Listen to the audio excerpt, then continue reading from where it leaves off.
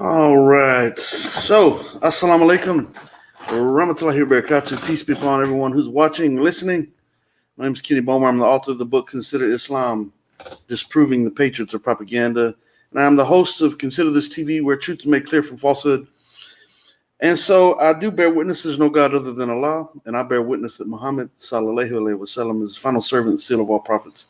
I didn't plan on going live today, but a certain individual, a certain character that I had a debate with on Saturday has been sending me messages all day long. And so I've actually invited him on so we can go ahead and go into more, a little more in depth about some things that I want to talk to him about. And Brother Ibn Anwar is on the platform with me. Assalamu alaikum, brother. And so we're gonna have him come on. Wa alaikum salam wa rahmatullahi wa barakatuh. All right, you brother, you doing all right today? A little bit tired, but alhamdulillah. Alhamdulillah. Yeah, I was doing some writing today, so I wasn't planning on going live today. But he just kept on all long, sending me these messages, and so he's a narcissist. So he just truly he thinks that what he's saying that people are actually taking it to heart, and he's completely blind to the fact that people aren't taking what he's saying to heart. So who is this person? Is it Mr. Jesus? Mr. Jesus being John? Yeah, absolutely. So the other day in the debate, he referred to himself as well, in our interactions, I don't remember if he said it specifically in the debate the other day, but in the debate I mentioned that in our interactions at some point he stated that he is the Son of Christ. He also said that he's the Antichrist. So imagine that. Puts someone in a bit of a debacle to be the Christ, new level of schizophrenia, the Son of the Christ and the Antichrist at the same time. So so I sent him the link. Matter of fact, I'll send him a message on Facebook and see if he find out where he's at. But just quite simply, he's just so his delusion that it's hard to just hard to deal with him. But so we're gonna see what happens with that. But I do want to take this opportunity to discuss. I mentioned it yesterday about the debate that's going to be happening on Saturday with Brother Mustafa Hijazi, and he will be on to debate. Let me bring the flyer up real quick. He'll come on to debate a gentleman by the name of Sean Masters on which is from God, Islam or Christianity. So they'll be debating that on Saturday, inshallah. And so that'll be at 7 p.m. Eastern Standard Time. So it'll be 6 p.m. Central Standard Time, 7 p.m. Eastern Standard Time. And so I'm looking forward to that. And so, yes. We're going to have this rascal come on again today and see what he's got to say today. If he asked me if I was going to let him come on and speak freely, I told him, yeah, you can come on and speak freely. So we'll see what happens with that. But once again, if matter of fact, if you're someone who heard the debate the other day and you've heard our interactions in the past and the one that we had. I want to take this opportunity to discuss. I mentioned it yesterday. We're getting some feedback. That's going to be happening on Saturday. Brother Ibn Anwar, I think Brother Ibn Anwar, we're getting some feedback from you. So I want to take this time to say assalamu alaikum to everyone in the chat, and thank you for watching. But if you watched the debate the other day and you've listened to our interactions and you would like to come on to the platform, I'm going to post the link for the show today in the chat right now. And if you'd like to come, feel free to come on. So once again, Isa ibn Yahya, the son of the so-called Messiah, is going to be coming on. He's supposed to come on. He's been sending me messages all day, and he's supposed to come on. He asked me, could he speak freely? Well, yeah, he can come on and speak freely. So we'll see what he's got to say about that.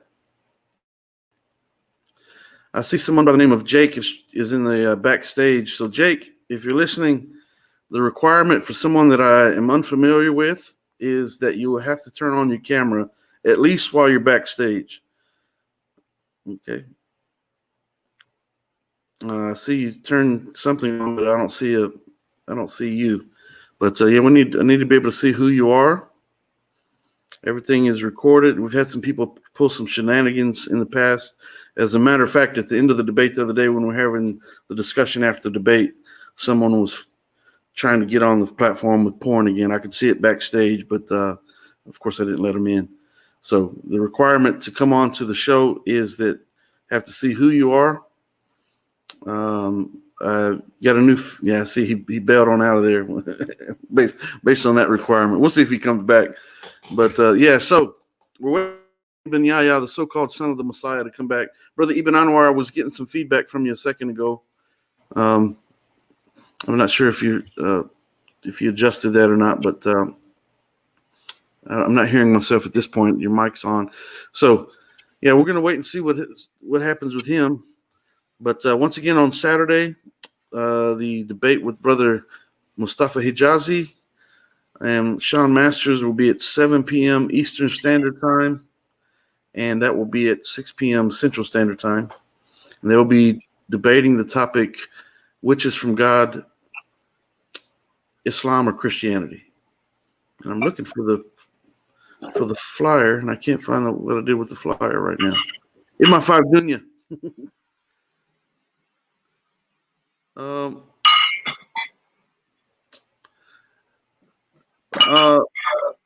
So I'm a little bit leery because of something I just said. I see in my 5 dunya.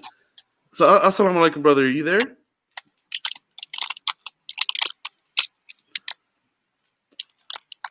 I'm not sure if I can trust this individual. Let me see here. Yeah.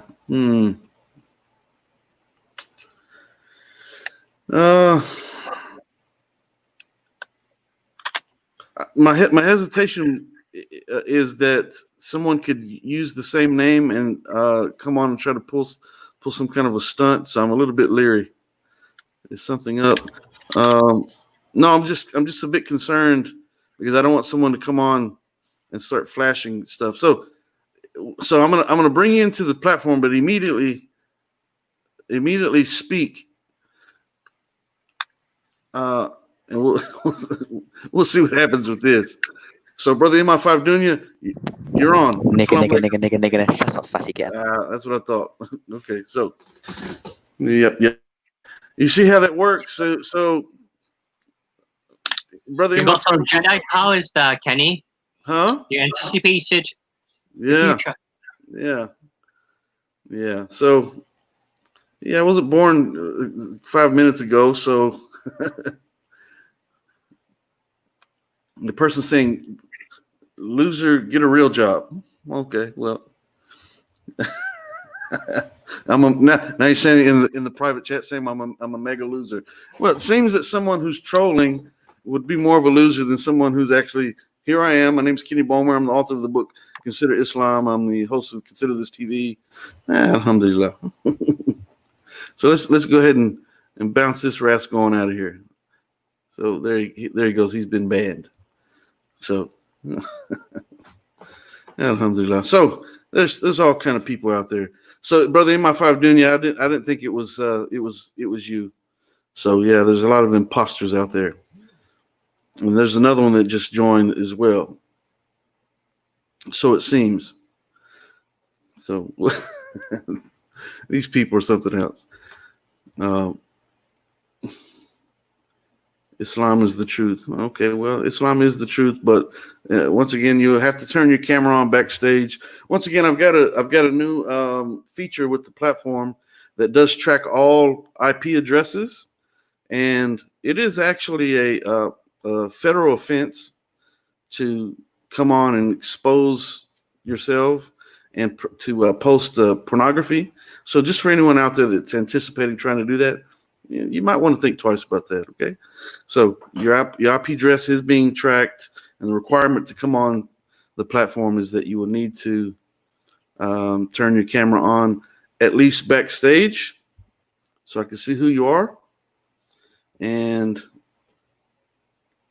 we'll take it from there. And the reason I need to see you backstage is because backstage everything is recorded as well. So I need to be able to see who you are because it's recorded, so that if you pull some kind of stunt or shenanigans, then your face is being recorded, your IP address is being recorded. It's actually tracking wherever you're coming from, what stream you're coming from. So we'll round you up in one way or another, inshallah. So let that be known. But meanwhile, we're waiting for Isa Ibn Yahya, who's been contacting me all day. And he is completely lost in his delusion. And obviously, I named it the Jaws in the Midst. And guess what? So if you've seen the banner that had up with what looked like a Grim Reaper, all I did, I was going to make a quick banner because I literally planned to do this within the last hour because he kept on and on and on. So I don't know where he's at right now. But I just simply Jaw and images pop up, and lo and behold, it was very similar to what he was wearing in the debate the other day. I mean, it was the same thing. Basically, he's got his hood on. He's all in black. And so I clicked on Dajjal, and it had a different logo. It says Dajjal something or another. And I removed that when I made the edits on it. But literally, what he had on the other day in the debate was the very first thing that I seen when I Googled Dajjal. Matter of fact, if you're out there right now, Google Dajjal, and you'll probably see the same photo pop up. So I wasn't just trying to make mockery of him. I was just looking for something to use that said Dajjal. That way I didn't have to. I was trying to hurry up and get it done. So yeah. Walaikum salam, Sister Manaz. I tried to actually tag you, and I don't know why it wouldn't go through, but I tried to tag you on Facebook. But yeah, he just listen. He truly believes that people are taking what he's saying seriously. He really does. And walaikum salam, brother Abu Yazid. Click on the link, brother, and come join the show. Matter of fact, I'll post the link again, and I'll post the link for you. And yeah, we'll take it from there. So yeah, he's been contacting me all day, sending me more screenshots. Like I said the other day, yesterday, he contacted me the first time in the middle of the 3 o'clock in the morning. He said the link isn't working for me. Brother, try to use brother Abu Yazid, use the Chrome browser, and it should work just fine. The StreamYard works best with the Chrome browser. So try that if you would. And you can do that through your phone or on your laptop, whichever one.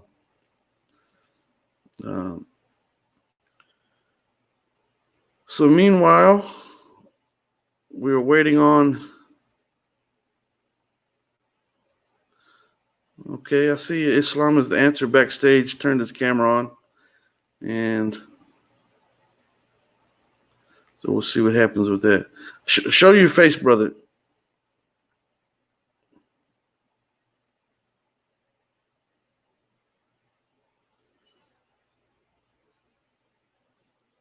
Okay, all right.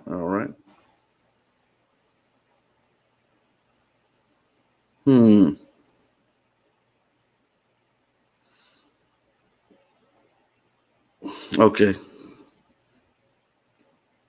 Let me think about that for a moment. Well, yeah, Sister Manaz, I thought the same thing. So I have no contact him at all. But usually what happens after someone loses a debate, they usually make some kind of a response video to it, or they go to social media and they start making excuses for things that they had every opportunity to say during the debate that they didn't say. Literally during the debate, what did he do? He just read from the book. And he step of the way he was proving exactly what I was arguing, that it was plagiarism. And I talked about the mental illness, and I wasn't trying to just make mockery of him or anything like that, but I couldn't. It's like stepping into a courtroom, right? You have to bring all the evidence, and I can't very well know that he's told me he had bipolar disease and all those things, and that's not his fault. But there's things that I knew that I cannot avoid talking about those things. If I'm going to step into the court, then I'm going to step into the court with all the evidence that I have. And part of that evidence was producing evidence for other people who have made these similar claims in the past. There's been a bunch of them. And each one of these points either fit with what his narrative is, right? So I had to talk about the plagiarism, which is obvious. Also, the mental instability. I had to talk about that. So it wasn't just trying to make fun of him personally. It's just something that had to be discussed as if in a court of law. So I believe I proved my case. I got a little bit rough in the question and answer period because I know that he literally was trying to lie at one point in regards to when we were talking about San Francisco. He did specifically tell me, ask him specifically, where does the book say to go for the Hajj? And he says that it doesn't say anything about the Hajj.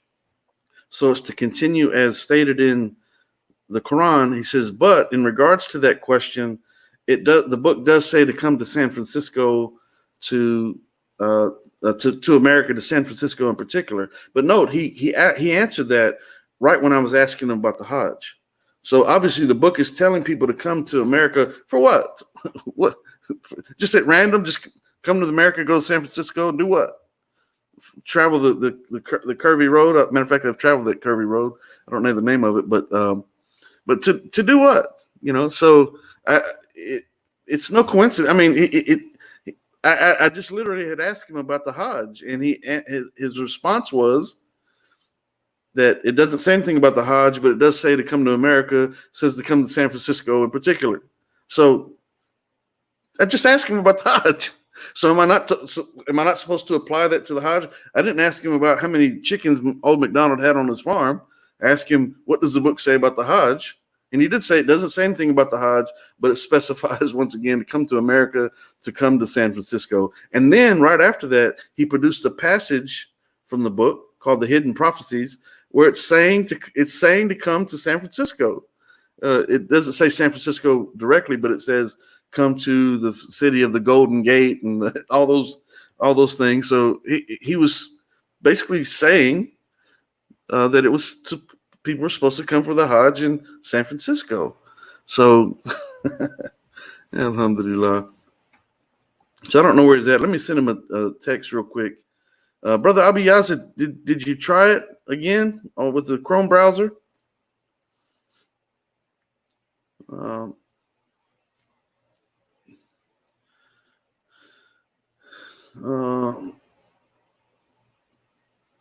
Yeah, Missy Domer, she says, yeah, he damned himself by admitting his book is plagiarized and his likes were purchased. Absolutely. And not only that, I discussed different types of plagiarism, and literally that book, it's not even a book. I don't know why we're calling it a book. It's only on the website. So it's not even a book. It hasn't been published. No editors have looked at it. No proofreaders have looked at it. It's not a book. It's just some writings on an internet page, website, right? So it's not actually a book. So whatever. I mean, I've got let's clarify. I've got my second book is in the works, but it's a book, but it's not a. So, anyways, neither here nor there. But literally, in regards to plagiarism, the different types of plagiarism hit that work. So-called, I don't even call it work. That mockery, that hijacking through highlighting, literally fits every one of those forms of plagiarism to a T. So it's complete nonsense. It's complete nonsense. But in his mind, in his narcissism, in the mental illness, and I'm not making fun of the mental illness. It's just a reality, right? And so, in that, he truly thinks that people are taking what he's saying seriously, and he's calling us unbelievers. So my response to him earlier was, "Am I an unbeliever because I don't believe anything that writing is saying?" Well, yes, I am an unbeliever in that case. I don't believe any of it. Obviously stuff is plagiarized from the Quran, so I believe what the Quran states in its original form. But as far as that book, believing in that book, yes, I'm a disbeliever, no question about it. I'm an unbeliever. I'm a disbeliever. I'm a kafir. I disbelieve it. I mean, I have no reason to believe it. So it seems that maybe we did have a character come on. I could be wrong, but a character tried to come on. He was backstage. He turned his camera on momentarily, but he seemed like he was He was up to something. So let me send Issa let me ask him if he's coming right now.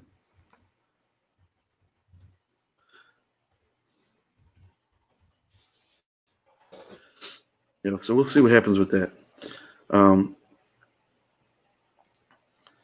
Brother Ibn Anwar, are you there? Yeah, Mindy Domir, you got that right. Mindy said he never would be able to publish it. It's a lawsuit waiting to happen. Absolutely. There's no question about it. And I'm curious how that would apply to even a website, because he's actually I don't know if there's laws about that. I've never looked into that. That's something to consider, because he's actually stealing literally those books that I showed during the debate. There were 20 books, and he said that there were other books besides that, and literally every one of those books, pretty much every one of those books, supposedly his father highlighted from. And he said there were other books beyond that, but that they were discarded when there was some kind of a move that was made. So there's many more books, and so I'm wondering how that would apply to online. If you're going on and you're giving a particular work a name as if it's yours and trying to pass it off as if it's yours, if there's some kind of legal issues about that. There must be. I'm sure there's got to be. That's something to look into. So I sent him a message, and we did not get him. I didn't get a response yet.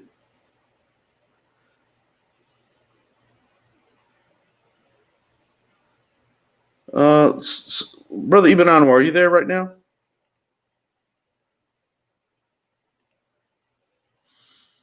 Assalamu alaikum, Brother Ibn Anwar.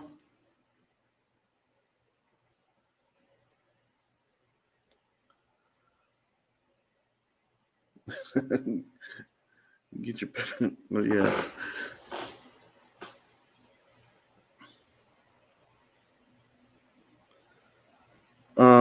Okay, yeah, I'm trying looking at the text. So listen,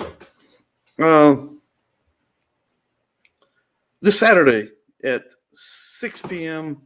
Central Standard Time, 6 p.m. Central Standard Time, 7 p.m. Eastern Standard Time, Brother Mustafa Hijazi will be debating a gentleman by the name of I keep forgetting this guy's name. Anyway, there'll be a debate on Saturday at 6 p.m. my time, 7 p.m. Eastern Standard Time. Brother Mustafa Hijazi, they'll be debating the topic of which is from God, Islam or Christianity. When as I said, my brother's an attorney, I can try to find out for you. I'll dig in online for a response to that query. Yeah, there's got to be something out there. Someone's trying to pass something off as though it's theirs. And I'm beginning to question, I'll be honest, like today, he said via text, he said that the final chapter that's being worked on today is addressing all of us, all the unbelievers. So it makes me wonder if his father has had anything to do with it whatsoever, or if his father maybe was reading through these books, just reading. Maybe he's just a reader. I don't know. I mean, maybe his father made these claims. I don't know, but he's made some kind of comments during the debate the other day, or maybe it was yesterday, but about some kind of marks on the back or something, some kind of marks on the back, and he's trying to apply that to his so-called prophet father, the Messiah, so-called Messiah, being the last of the prophets. So he's being ripped from the back, like the prophet David's shirt was ripped from the back by the lady in the Bible who's ripped his shirt because she's trying to seduce him or whatever.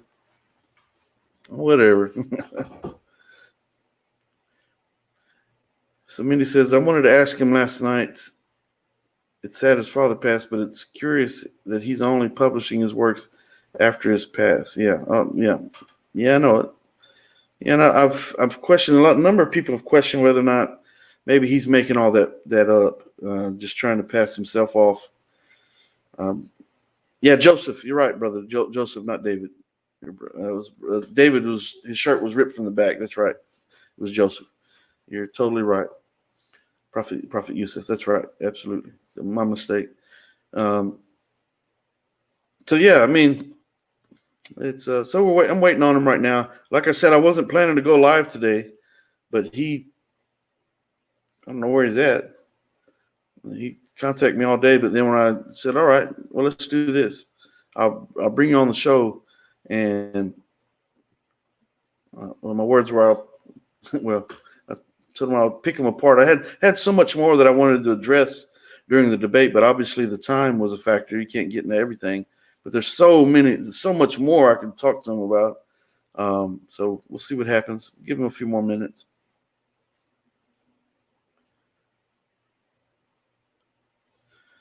That's a good question. So Tariq is asking, Assalamu alaikum, is asking, is he doing it intentionally or is just something messed up in his mind? Well, either way, he's doing it intentionally either way. But is there something messed up in his mind? Obviously. It's this is common. I talked about, if you didn't hear the debate the other day, I talked about something that's common amongst people who make these types of claims. It's called a delusion of grandeur, which is, people are familiar with that, but that's actually a psychological illness, a mental illness, a delusion of grandeur, primarily with what's called DRC, which is delusions with religious content. And you'll find that people who suffer from that, it's not their fault. They have a mental illness, but people who suffer from that, they believe that they're divine, or there's some kind of they have some type of stature that they don't actually have. So even despite the evidence against them, they still continue to believe it, even when everything's stacked against them.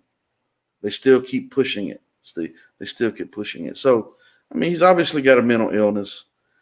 Yeah, he could be looking for fame. Walaikum salam, brother Mike Peace, rather. Yeah, he could be looking for fame. People are up to all kind of different shenanigans. It could be just a complete imposter, for that matter. But what concerns me is that the Prophet Muhammad sallallahu alaihi wasallam did say that, and I mentioned it during the debate. There's 3 authentic hadith, the Sahih hadith, where the Prophet, peace be upon him, says that there's 27 to 30 Dajjals that will come, false prophets before the Antichrist comes. And so, I mean, we can either just chalk it up to someone just playing games, or it's just complete mental illness that's the issue, or this person is a Dajjal. I mean, it's obviously the claim is consistent with what the Dajjals are going to come and say. They're going to claim they're the Messiah. They're going to claim they're a prophet, the final prophet. And Brother Ibn Anwar, are you there? Excuse me. Yeah, I'm here. Yeah, go ahead, brother. Sure. Yeah. So No. yeah, Sorry. Go ahead. I was just saying that his claims are very consistent with what the Dajjals will come to do. So Is he actually coming? I don't know. He literally, right before I sent you the message saying that I was going to go ahead and have the show, we were talking about it, and he was supposed to come. So I don't know where he's at. Yeah. So I have no clue. So I'll just give it a few more minutes. I was doing some writing, so I wasn't planning to go live today, but since he was so persistent in sending me these messages all day long, maybe he got cold feet here at the end. But I don't know.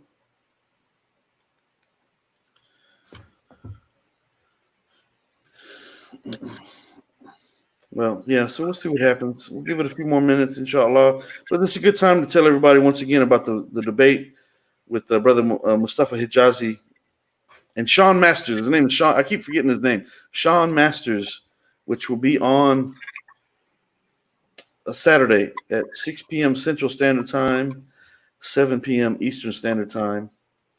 And They will be debating the topic, which is from God, Christianity, Islam, or Christianity. Matter of fact, I finally found the flyer for it, so I'm going to show it real quick. Yes. So there it is. Alhamdulillah. So yes, once again, Brother Mustafa Hijazi and Sean Masters will be debating which is from God, Islam, or Christianity. I'll be moderating the debate. So at 7 p.m. Once again, that's 7 p.m. Eastern Standard Time. So if you're in Central Time Zone, it's 6 p.m. Obviously, and if you're on the West Coast, it's 5 p.m. So yeah, that'll be coming up on Saturday. So.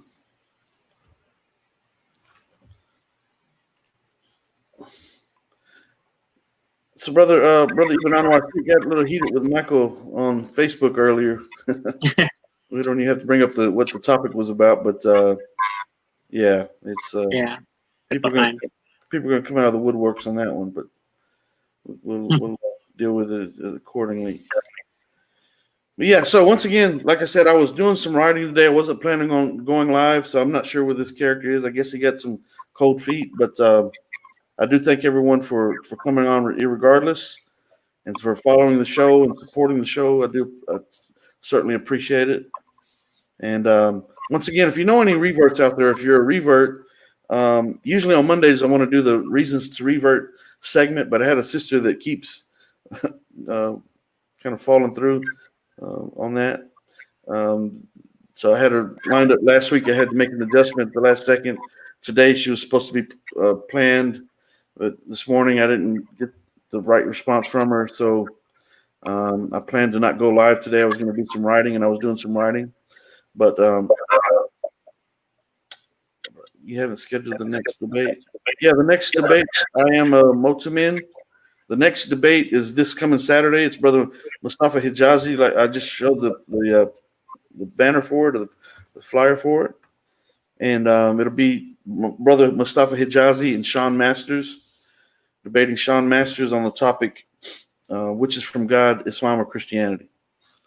Okay, Phoenix, I see you have a question. Go ahead and present your question, if you'd like. But once again, thank everyone for supporting the show and watching and all that. It's much appreciated.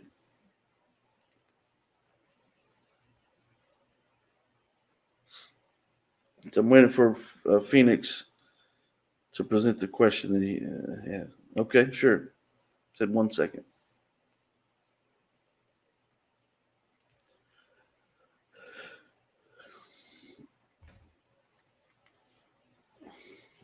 Yeah, so no.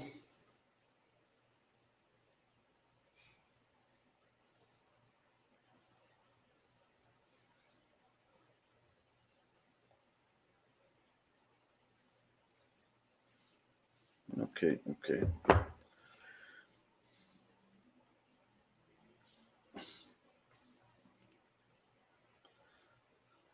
Is the word Haman in Arabic spelled properly, or is it a scribal error? Brother Ibn Anwar, that one's for you. I'm not sure about that one. Haman?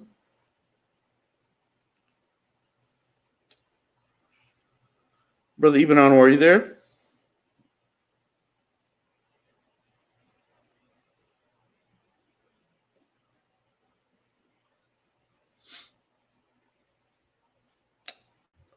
I personally am not familiar with what Quran 28:6. Let me look.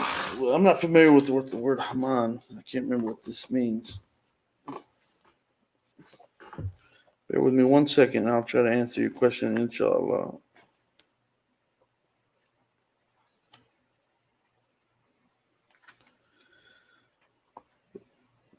28:6.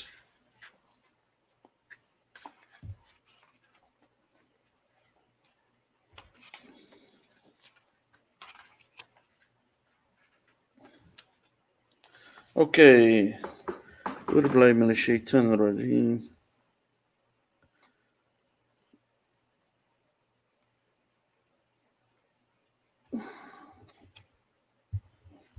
and to establish them in the land, and through them show Pharaoh Haman. Oh.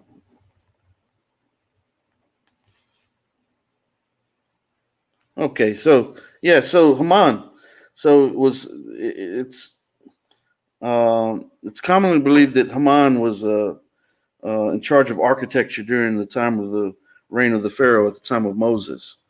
So Haman was in charge of architecture. Yeah. Yep. Yeah. So the Haman is a name. So it's yeah. That's why I guess I wasn't familiar with it. So yeah, Haman is the name of an architect in the time of Moses under the reign of the Pharaoh. Spelled Hamim.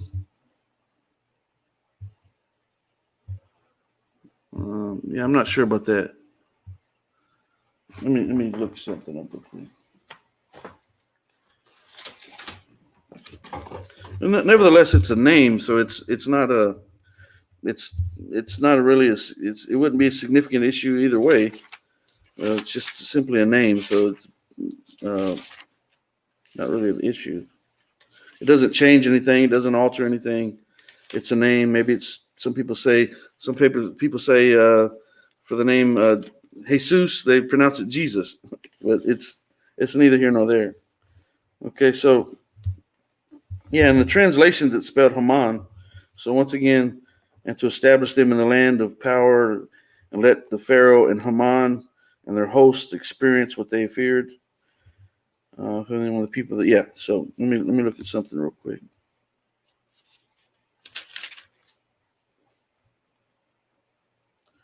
Okay, so according to Muhammad Assad, page 590, note 6, it says Haman must be rather than a proper name. Ha-Amin, the title given to the high priest in the cult of Amon that was prevalent in ancient Egypt. He held a rank second to that of the pharaoh and served as his chief advisor.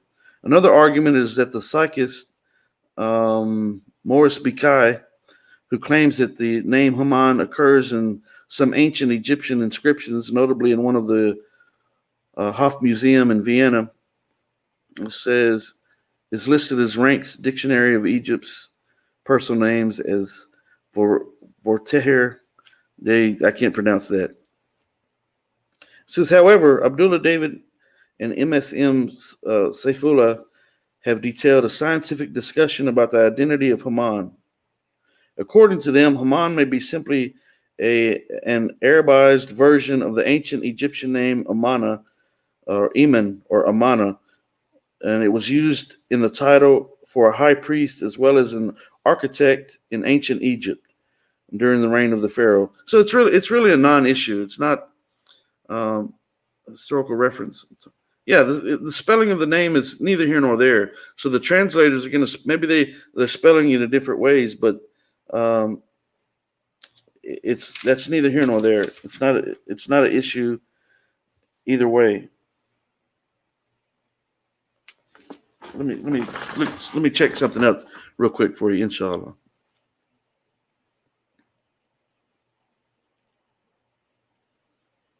Bear with me one moment.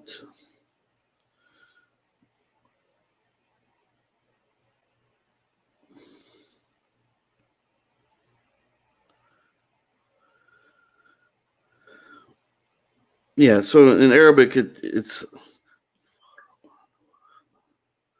Fur Awana Hamana. So it's not a big deal. It's pronounced Hamana, so it's not.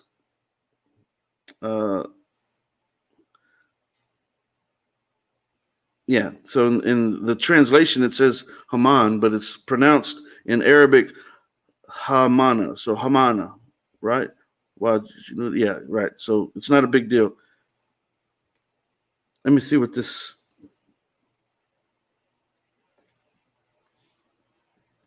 Ha-Aman. So Isa Ibn Yahya just sent me a message saying he'll give him a few minutes. So we'll give him a few minutes. So so right here it says the compound designation Ha-Aman was given to every high priest, the Egyptian god Aman. So Haman used in the Holy Quran in verses 28:38, Surah 28:38, Surah 29:39, and Surah 40:24 is not a proper name, but the Arabic form of Ha-Aman, the high priest of Aman, the sun god of Egypt. So similarly, Pharaoh is not a proper name, but a title assumed by Egyptian rulers at the time of Moses, Haman. So it says Haman is a caretaker charged with construction work. Once again, an architect. At the time in question, the cult of Aman was dominant in Egypt, and his high priest Ha-Aman or Haman held a rank second only to that of the king. So similar to the roles of popes in the Middle Ages. It says similar to the roles of the popes in the Middle Ages. So the point is strengthened by the fact that Pharaoh demanded that Haman erect for him a lofty tower from which he could have a look at the God of Moses. We see reference of that in chapter 28, verse 38, also chapter 40, verse 36, which may be an allusion to the function of the high priest as his chief architect. It says the name of the high priest was Nubenef, who held this position under Ramses II and his son Merneptah. So this Haman is not to be confused with the Persian Haman of the Old Testament in the book of Esther, chapter 3, verse 1. Yeah. So it's not a big deal. Thank you for that, Kenny. And Phoenix, that it's a non-issue, as Kenny mentioned earlier, right? Those that claim that herein is a spelling mistake is basing that postulation on a faulty logic. The Quran in Arabic, revealed by God, has a prerogative to name names as it sees fit. So the Quran calling Musa bil-lughat al-Arabiyyah is sahih. It is not khata, even though we know that in Hebrew it's Moshe. Right? The Quran calling the first man Adam is not making a mistake, even though we know that in Hebrew it's Adam. Right? Yeah. So it's a non-issue. It's not an issue at all. Also, Egyptian, when you read the text by reading the hieroglyphs, right? As far as I know, the hieroglyphs do not tell the reader, and of course, Egyptologists cracked the code of the Egyptian language, the hieroglyphics, after the finding after the Rosetta stone was found, right? The hieroglyphics do not give you the vowel points, as in how long should the sound be made in the word Haman. That is not revealed in hieroglyphics. Do you know that? Should it be Haman? Should it be Haman? Should it be Haman? Should it be Haman? Should it be Haman? We don't know. Yeah. The hieroglyphics do not tell us. So there is no mistake there. There is no mistake. Yeah. It's an issue. And anyone wasting a second more on this, well, they've nothing better to do, I guess. Yeah. Anytime when you're dealing with an issue like that regarding a name and how a name is pronounced, it's completely a non-issue. Once again, keep in mind the name Jesus. It's spelled, Jesus. In English, it's pronounced Jesus. In Spanish, it's pronounced Jesus. But it's a non-issue. It's not. It doesn't matter. Sometimes with Jesus, they put some little marks for Jesus in Spanish. They have some little marks. I'm not exactly sure where they go, but it doesn't it doesn't change anything. It's still It's referring to the same individual. He has so many names. He's Isa, he's Jesus, he's Yesu, he's Yeshua, he's Yeshua, he's Yehoshua, and I don't see anyone wasting an ink arguing which form is the most correct. Nobody would do that. No offense, Phoenix, but it's not. It's completely a complete non-issue. It's just not. It's not even worth fooling with. There's so many more things to discuss, and that's Phoenix. Yeah. So I hope this little response of ours has helped you, right? Yeah. So if anyone comes along and tries to play games with you or poke fun at the faith by raising such non-questions, then you have your answer. You can respond to the person. Well. Yeah, he said the clarification makes sense, so that's good. Alhamdulillah. So Isa Ibn Yahya, he sent a message just a few minutes ago, said he'll be here in a few minutes. So we'll see what happens with that. Oh, let me send Brother Ziyad. I forgot to send Brother Ziyad the link.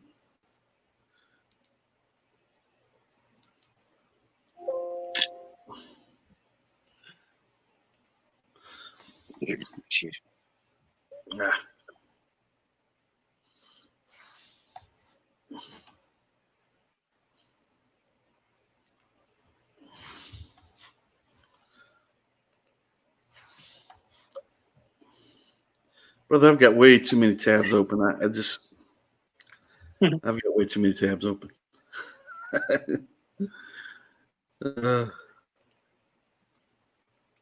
It slows down your computer when you do that. I don't know how much, but it slow it down. It certainly seems it does at times. But I've got different things that I'm working on, and I don't want to lose them. And I guess the thing is, I've got them saved in the favorites, so I can access them. But it's like there's certain things that I want to be reminded of, certain things that I'm trying to deal with at different times whenever I feel motivated to work on these certain different projects. And so I don't want to X out on some of these.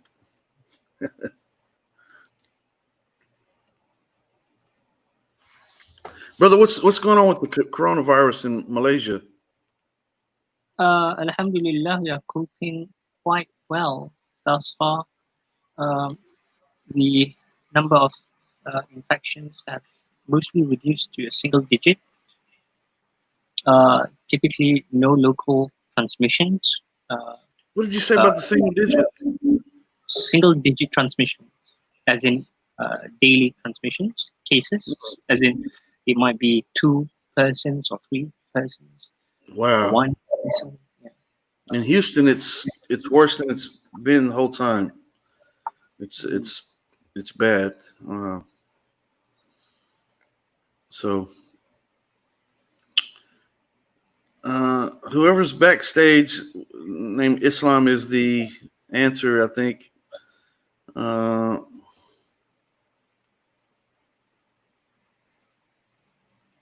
Islam is the truth.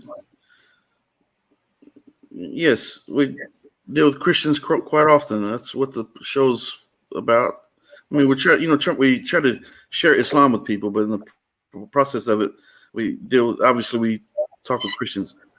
Brother Ziyad, assalamu alaikum, brother. Wa alaikum assalam wa rahmatullahi. How are you today? Alhamdulillah rabbil alameen. How are you guys? Alhamdulillah, all is well, all is well. Waiting on the son of the so-called Messiah. He's supposed to be here. He sent me a message just a few minutes ago, said give him a few. So still waiting. I told him what time, but he didn't.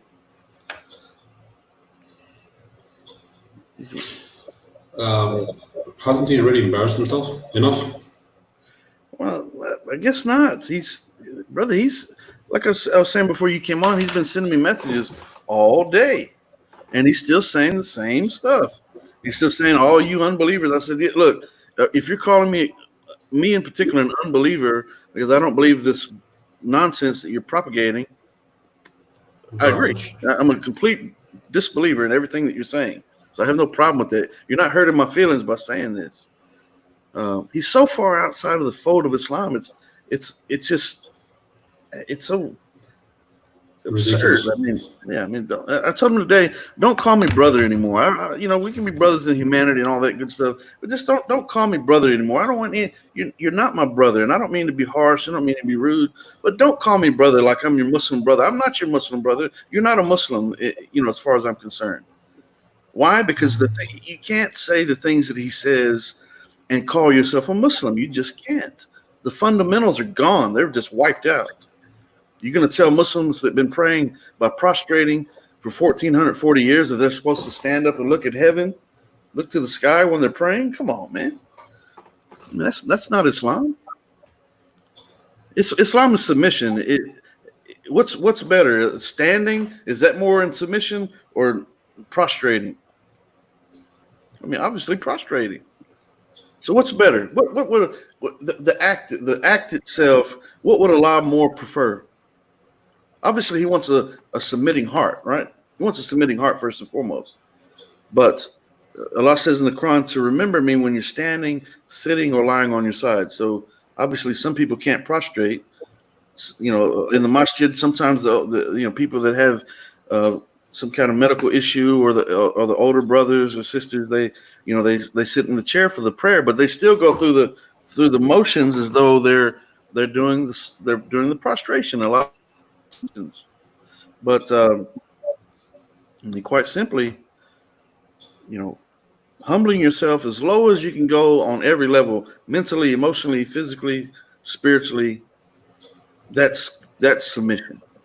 That's Islam. So I don't know where he's at. I'm looking at the private chat now, and there's a message there's another one that just came in. It says, if I could read this, do you guys refute Christians often? Well, the response to that is that Allah subhanahu wa ta'ala says, أعوذ بالله من الشيطان الرجيم بسم الله الرحمن الرحيم وقل جاء الحق وزهق الباطل إن الباطل كان زهوقا, which translates into, I seek refuge from Allah subhanahu wa ta'ala in the name of Allah, most gracious, most merciful. And when truth has come, Islamic truth has come, falsehood perishes, for falsehood is always bound to perish. And there's another message there, which I don't know. Oh, okay. You can go ahead and read that and tell me your opinion. It's in the private chat. I think he thinks that Issa's coming on, that he's a Christian, but he's not a Christian, and he's not really a Muslim either, to be honest. What he is, he has mixed Mormonism, Buddhism, Christianity, Islam, Taoism, Zoroastrianism. Yes. What else did I find? Mormonism. Yeah, I think I mentioned that at the beginning. Oh, you did, yeah. Seventh-day Adventists. Yes. He has mixed also the Bhagavad Gitas. He made it all together into one. What's that time? Scientology? All of it. Assalamu alaikum, Ziyad. وعليكم السلام ورحمة الله. الحمد لله رب العالمين. وأنت كمان بخير. وأنت كمان بخير. Well, his faith is nothing stupendous, nothing unique, not sophisticated, because it is just Baha'ism 2.0. Yeah. Baha'ism. You can call it mishmash 2.0. When you take all the, you just smash all the religions together and just make them into one. The same thing as the Roman Emperor Constantine. At some time in history, he was so sick and tired of what was going on with the people, because there was a dichotomy in opinions, etc. There were the idol worshippers who were worshipping the Roman gods, and they were the monotheists who were worshipping Islam at that period of time, the true followers of Isa alayhi salam. And At some point, he gets pissed off. He says, "Look at this. I've had enough of this. We're going to have a great meeting, but before we have the meeting, that was before the grand meeting of all the popes, etc., whatever. He says, I'm going to send my soldiers to their homes." This is true in history. You can read about it. And he threatened all those who wanted to say no regarding the alleged deity of Jesus, peace be upon him. He threatened their families. He threatened to put them in jail. He threatened to cut their heads off. He threatened to rape their wives, kill their children, etc., etc. And they were forced to go to that first meeting and say, unanimously, they all had to say yes, that Jesus is the Son of God, Jesus is God, etc., etc. So basically, he wanted to smash all these religions into one. What Isa ibn Yahya is doing right now, he's doing the same thing as that Roman Emperor Constantine. But the reason why he did it was for political reasons. This guy is doing it for some kind of wacko job, whatever reasons. Yeah, that's what I suspect. And I doubted that his father actually wrote that book. I highly doubt it.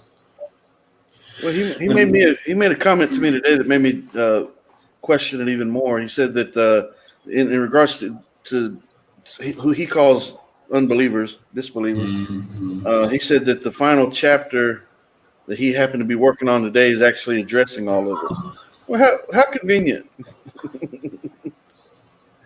How convenient. Really? So after the debate, you decided to go ahead and get together and write a refutation against all the unbelievers who disagree with you. I mean, I don't know that's what he did, but and it's revelation, revelation. I thought the book was finished. But you see him coming out of Walmart with a bunch of highlighters and. I mean, my goodness, man. I don't know if the brother saw my own, in inverted commas, revelation, brother. Brother, are you there? Brother Ibn Anwar? Ibn Anwar, are you there? Yeah, I'm here. Sorry, I'm just finishing my sandwich. Yeah, you were saying? MashaAllah. Yeah. I had my own revelation. I showed this to Brother Kenny and he died laughing. Look.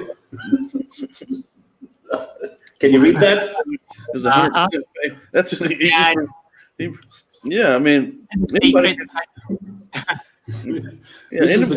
this in inverted commas. This is the closest revelation we're ever going to get from God. and it's only 6 words. Funny. That was so funny the day, Brother Ibn Anwar, everything. What's his name was reading through the book, and he said the number of times he says inverted commas. that was funny, man.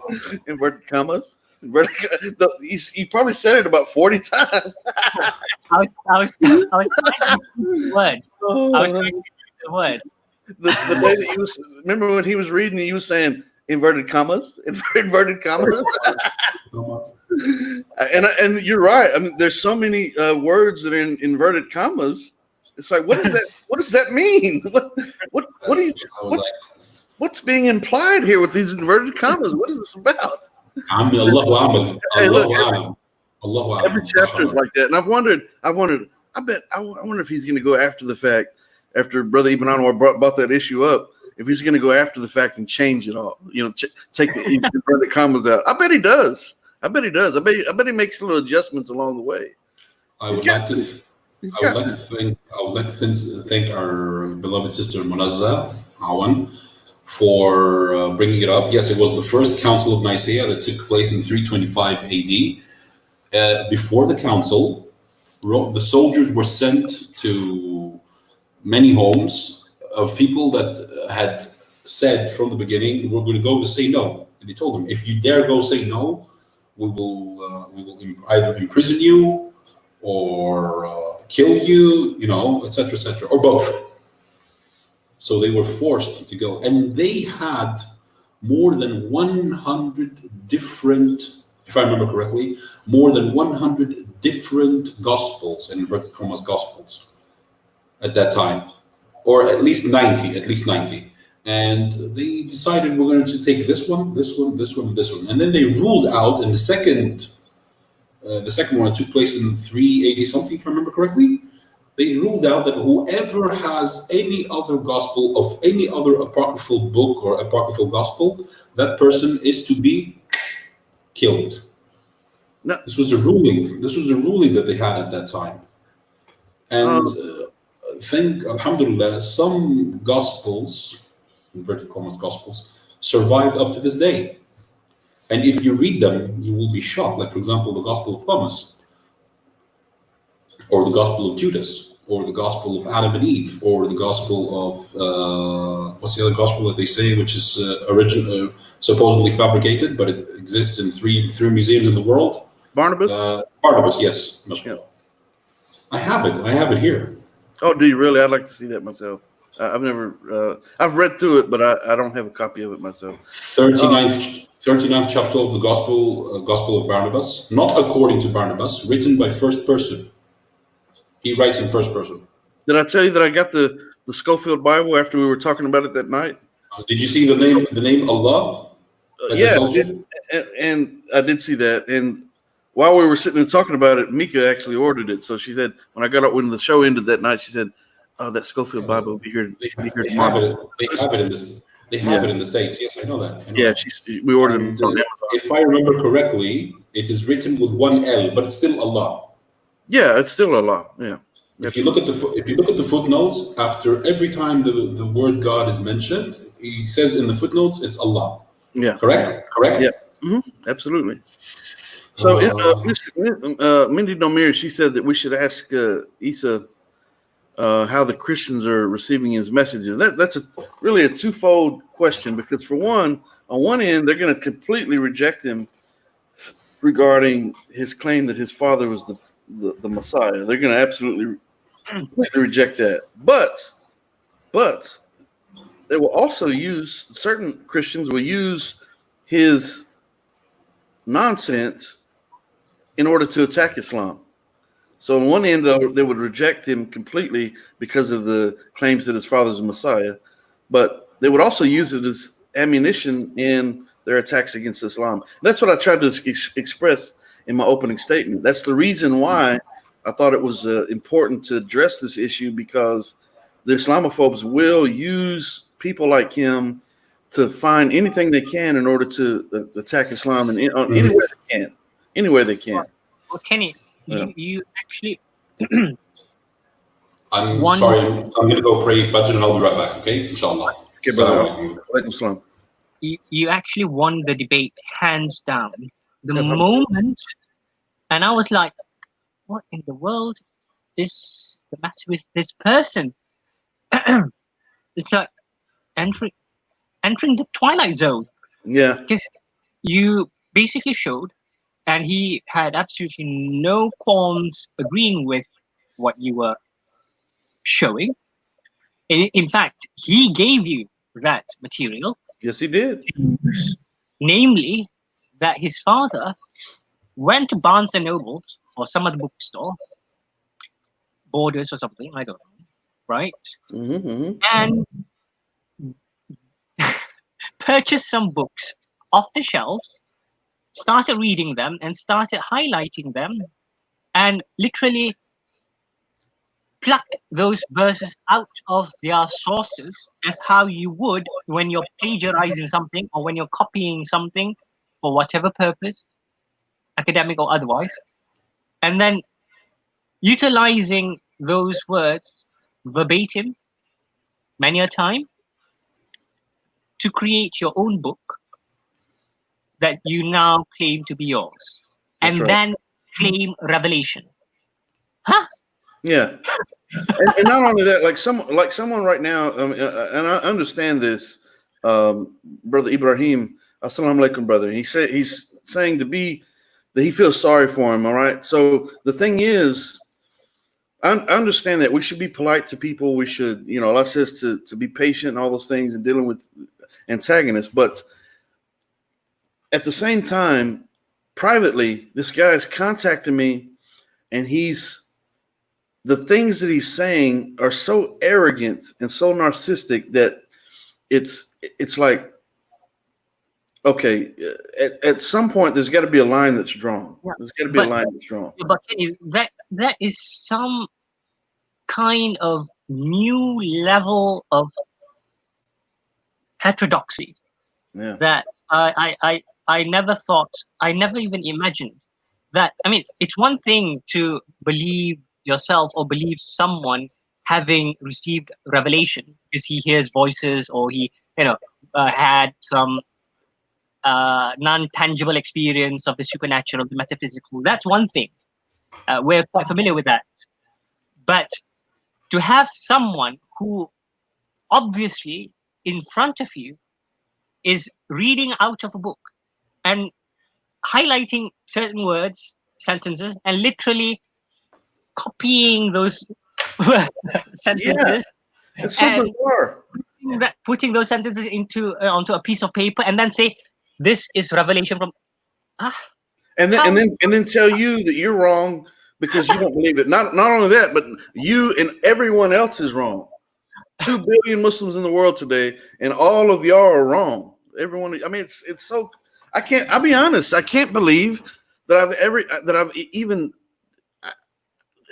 have dealt with this. I can't believe it. Well, I tell you one thing. It's so bizarre. I tell you one thing. He will not survive even a half a semester at university if he followed his father's footprints of plagiarizing and claiming the work to be his own. Yeah. I mean, my goodness gracious. It's so just completely bizarre. Yeah, I mean, it's like Twilight Zone. I mean, so literally, like you wasn't on the show, but I was like, I could have literally debated a Dajjal, one of the Dajjals that were mentioned, because if his father doesn't, by some chance, didn't have anything to do with it, even if he does, the Prophet, peace be upon him, predicted there will be 27 to 30 Dajjals, 4 of which will be women, that will come before the day of judgment, before the Antichrist comes, before the Antichrist, right? So the Dajjal is going to come and say these very type things, claim that they're the Messiah, the final messenger, all these things, and he's literally done each and every one of these things. So he could be I know it sounds crazy. It sounds as crazy and bizarre as it is, right? But it could be. It really could be. He could be a legitimate Dajjal. I know people think of Dajjal. You think they've got some kind of political position. Not necessarily, because there's some people, like I went through a list yesterday on yesterday's show of 10 people that claim to be the Messiah. Enrique Cristo, just a list. I read through their bios and all that, and some of these people have 6 million followers, 10,000 followers. Some of them have no followers, but they still fall in this category that was predicted. And so it's, we can sense Muslims, Christians, Jews alike. We can sense that we're certainly approaching. I mean, we already know that we're the closest people to the day of judgment, to the day of judgment. Obviously, we know that. Will it come in our lifetime? Will we see these things develop? Well, I think we're seeing the stages of them develop as we're experiencing it. So it's this guy could literally be a Dajjal. I mean, I know it sounds crazy, but it's just it's not any crazier than him saying that he says he's the son of the Christ, and that he's the Antichrist at the same time. What do you hear what you're saying? So it's so just beyond normal and just complete insanity. Complete insanity. And I'm not trying to mock him for mental illness, but there's a fine line there, because there's a narcissism, and I guess that's mental illness as well, to be quite honest.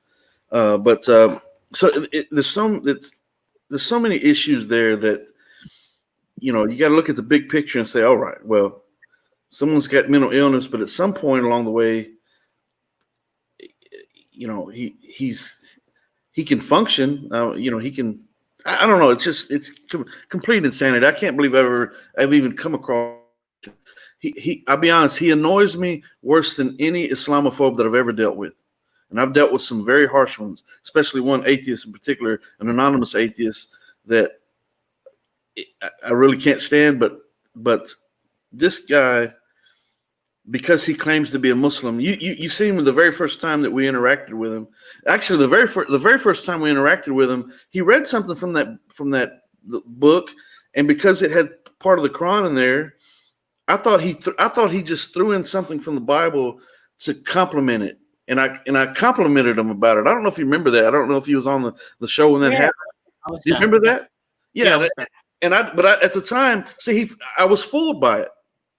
And I didn't realize at the time. I thought I didn't know what he was doing. That's the first time I heard him speak. Yeah, he I knew what it was even at the time. Yeah, I've come across the website before. Oh yeah, so I had no clue what it was. Private messaging Ijaz about it. Ijaz also has come across it, and I'd never seen it before. So. All I know is he said some stuff from the Quran, and he kind of backed it up with some stuff from the Bible. We know that we believe some of the stuff in the Bible is consistent with, the Quran verifies some of the things in the Bible and all those complexities. So I complimented him. I don't remember exactly what I said, but I think I said that's beautiful or something like that, because it made a point that was being made. But at the time, of course, I had no clue that he was saying, that he thinks his father is the final prophet, and that his father was getting high in a vehicle. I don't know if you even knew that his father was getting high, and the angel comes. But at one time, it was the angel Gabriel. And then the second time he told me that it was just a man. So which is it? Is the angel coming from the skies or just a man? Anyway, so his father is getting high when he's 27 years old, and some man or angel comes, taps him on the shoulder, and gives him a cup. He drinks from the cup. Now he's got power of interpretation of all these various scriptures. So I had no clue that's what he was all about. I just thought he was a Muslim that was backing statement with verses of the Quran, and then threw in, for the Christian standpoint, to address the Christians, he used some of the verses from the Bible to justify it, and that's what I thought. So I was duped in that regard. I was totally. I thought about that afterwards. I was like, man, that's gross deception. Had no clue whatsoever. The people that are hitting like on his YouTube channel, it's the same thing. They're not aware of what he actually believes and what he's actually saying. And when they're coming across, when it says the prophet John, he's the final messenger of the seal of the prophets and all that, and then they're throwing up their hands like, well, wait a minute. This is not Islam. And the comments on his website verify that. So I don't know where he's at. I sent him another text asking him how much longer. He hasn't responded to it. So at 7:42, he said, give me a few. At 7:57, I asked him how much longer. It's already 8:16 right now, my time. So he's probably listening, and I don't blame him. It's probably best that he doesn't come, because he's got nothing to. What's he gonna do? Come on and read the book? That's not. I mean, that's what he did during the debate. And get this. So he tells me by text today that he wasn't there to debate. He was there. He was there to tell people about Islam, about Allah. He was there to tell people about Allah. So you came to a debate as one of the debaters, but you weren't there to debate. You were there to read. Alhamdulillah. Yeah. Fake. So I don't know where he's at. It's been 30 minutes. It's been 30 minutes. Those 6 words are more accurate as any of his book. That's right. Yeah. Sorry if I took a long time. I went. I washed. Sure. I ate something before I washed, etc. To pray. Yeah. Because it was close for me, because I'm planning on fasting today.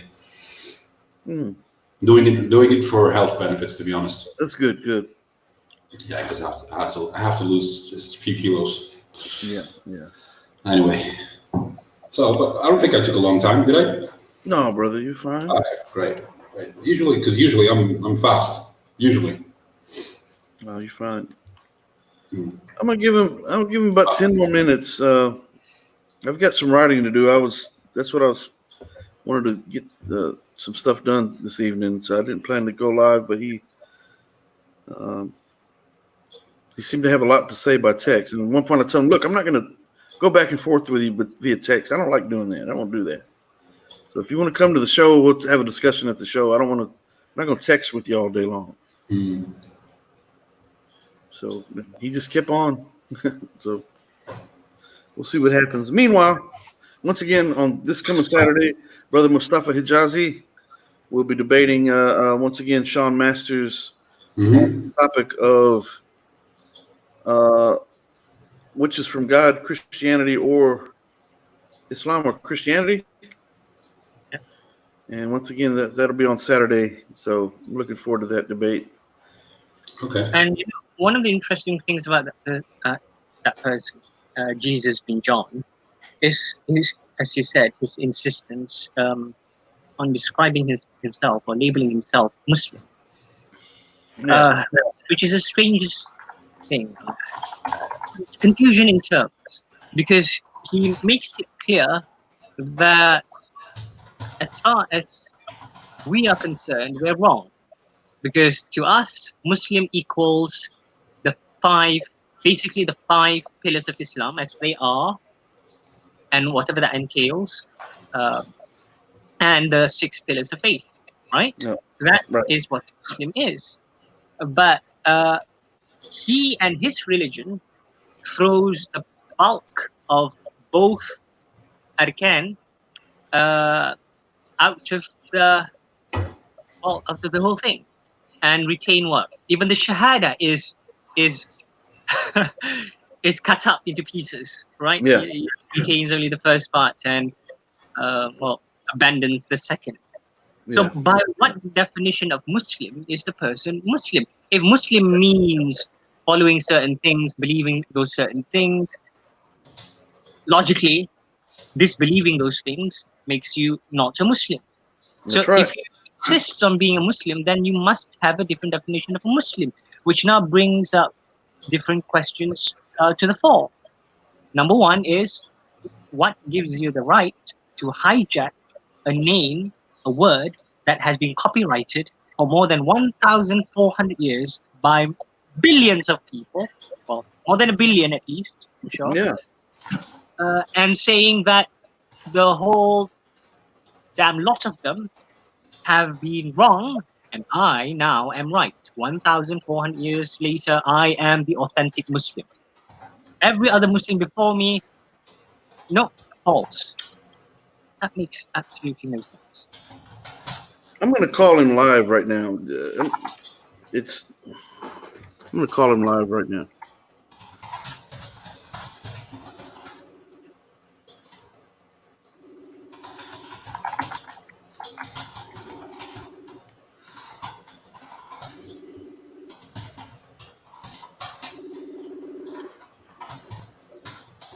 It's just ringing and ringing and ringing.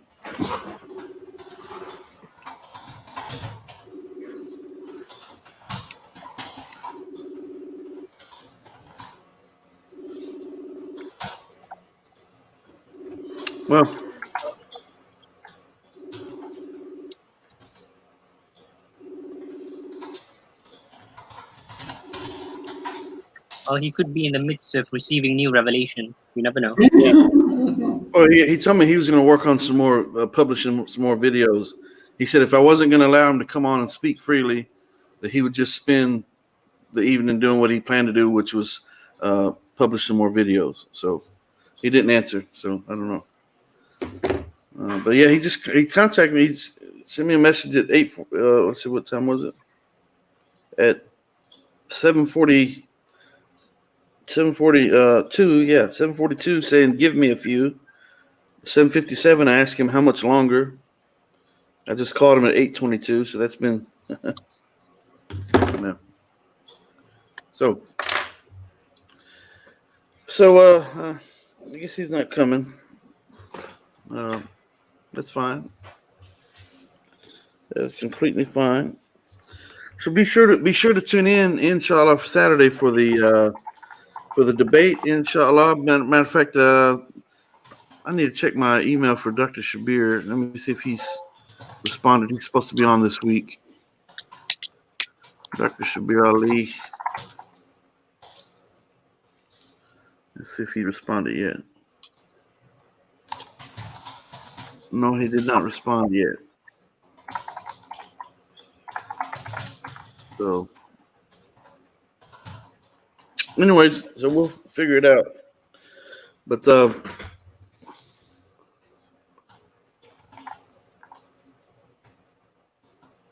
somebody's saying he's on Zoom. Who? Brother says.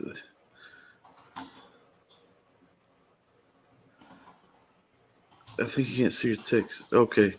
So, Brother Ziad, someone said recites some Quran from. He said recite some Quran. Okay.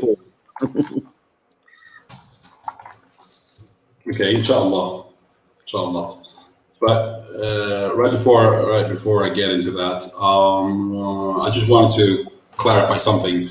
That do you know that I am so fast that I can get to Philadelphia? Look, I'm right here in Athens, Greece, right? And you are in where? Houston, Texas. Okay. Yes. Did you know that I am so fast that I can get to Philadelphia faster than you? Well, I'm not saying it in any kind of disrespect or any whatchamacallit. I'm not saying it to be arrogant or anything, but I can get to Philadelphia much faster than you. I can prove it. How can you do it? There you go. All right. I guess depending on which Philadelphia you're talking about. I'm talking about this one. Yeah, I see that. my favorite cream cheese. Sorry, I love to play these pranks. I'm sorry. No, that's fine. It's funny. It's kind of hard. By the way, I want to say something a little bit off topic, and it's serious. But if you ever want to put a smile on your face and you're feeling stressed out or anything, this goes for everyone, regardless of your faith, whatever. There is this beautiful gentleman and he has his own show with court proceedings in Rhode Island, New York. The name of the show is Caught in Providence. Caught, as you know, the past tense of catch. Caught in Providence. Okay. I would strongly suggest that everyone would watch it. It's amazing. This guy his compassion and his kindness is absolutely amazing, and he puts a smile on your face. You just watch a couple of his episodes, and you'll understand why. Okay. Caught in Providence. Google it, or look it up on YouTube. They have their own channel with okay, I'll check it out. Okay. I'll certainly check it out. Inshallah. Okay. Here goes. Okay.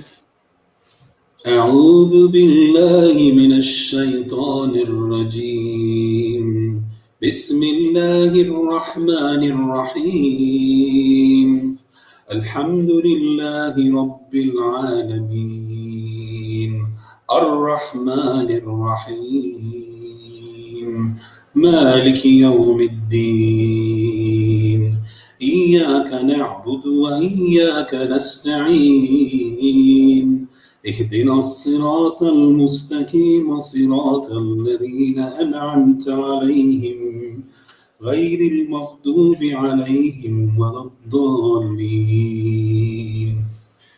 آمين بسم الله الرحمن الرحيم لا أقسم بيوم القيامة ولا أقسم بالنفس اللوامة أيحسب الإنسان أن لن نجمع عظامه بلى قادرين على أن نسوي بنانه بل يريد الإنسان ليفجر أمامه يسأل أيان يوم القيامة فإذا برق البصر وخسف القمر وجمع الشمس والقمر فإذا برق البصر وخسف القمر وجمع الشمس والقمر يقول الإنسان يومئذ أين المفر كلا لا وزر إلى ربك يومئذ المستقر ينبأ الإنسان يومئذ بما قدم وأخر بل الإنسان على نفسه بصيرة ولو ألقى معاذيره لا تحرك به لسانك لتعجل به إن علينا جمعه وقرآنه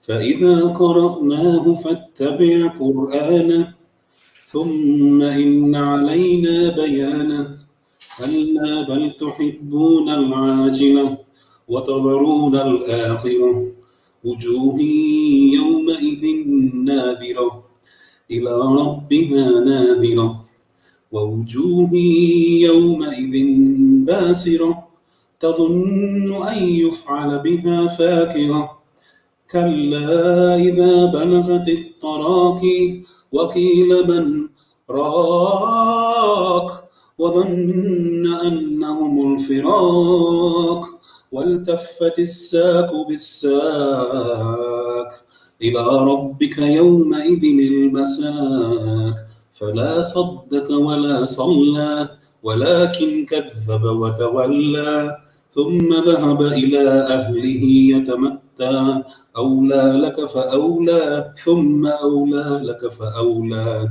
أيحسب الإنسان أن يترك سدى ألم يكون نطفة من مني يمنى ثم كان علقة فخلق فسوى فجعل منه الزوجين الذكر والأنثى أليس ذلك بقادر على أن يحيي الموتى. Yeah, alhamdulillah. That's beautiful, brother. That was the first opening chapter of the Surah Al-Quran, chapter 1, the Fatiha, and the other was chapter 775, Al-Qiyamah. Yeah, alhamdulillah. Beautiful, beautiful. Let me just turn on the fan because I'm starting to sweat here. That was beautiful. Yeah, alhamdulillah. That was truly beautiful. Okay, so Isa ibn Yahya did not show up, so I guess he, I don't know.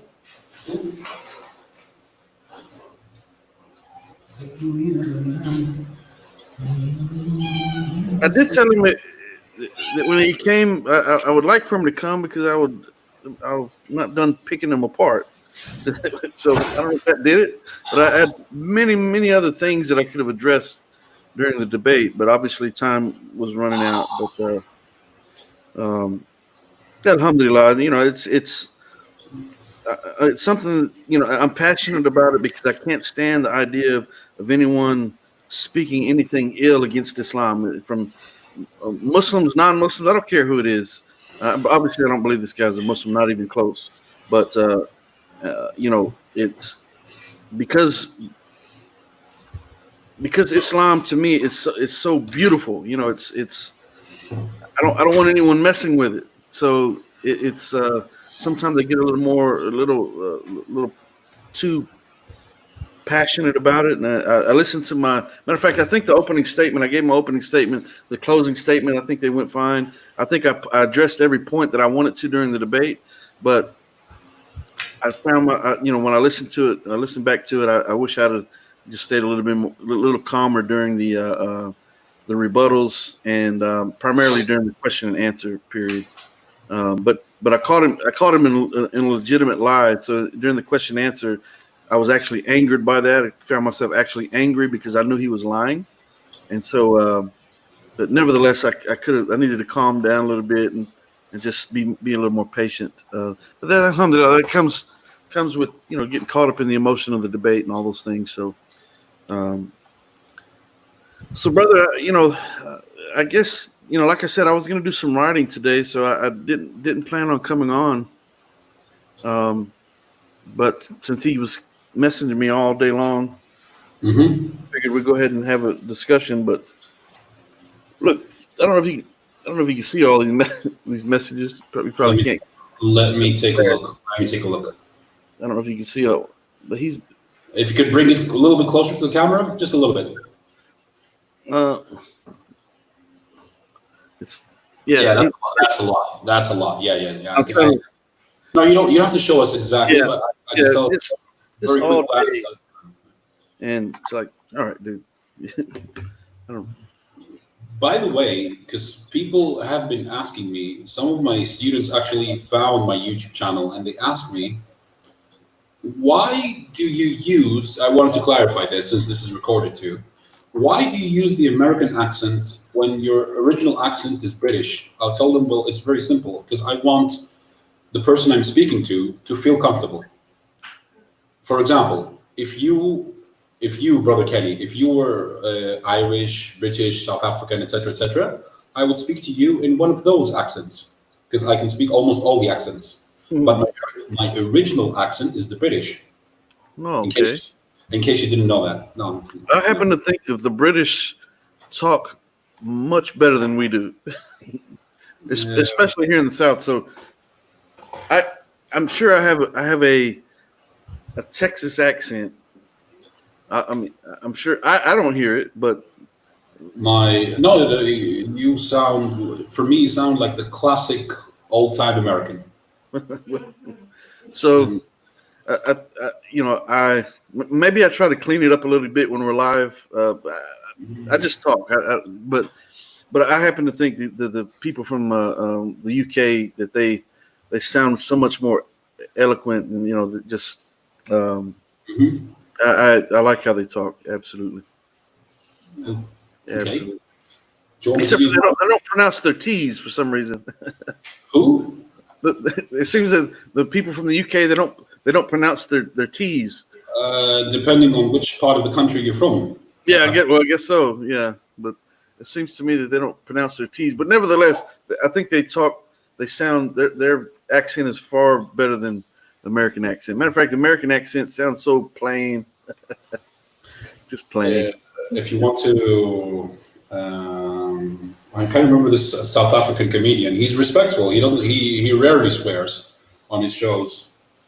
Because the South African accent is very close to the British accent. Very close. Very close. He's been in America for a number of years now, and he made the first show that he made.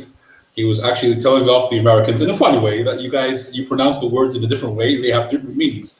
And he said, for example, I'm quoting him right now, like the other day, he says, I pronounce the opposite of uncle as aunt. I say my aunt.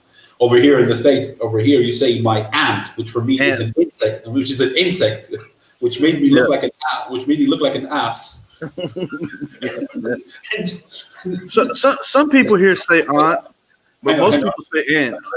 And he continues, and he says, and which we look like an ass. But the other day, my friend told me that his aunt died. I was like, so what? There's tons of those out there. Yeah. My aunt. Yeah. So some people, like I said, some people here say aunt. I don't say that. I say aunt. But matter of fact, speaking of, Mika says aunt. But speaking of that, make dua. Say some prayers for my aunt.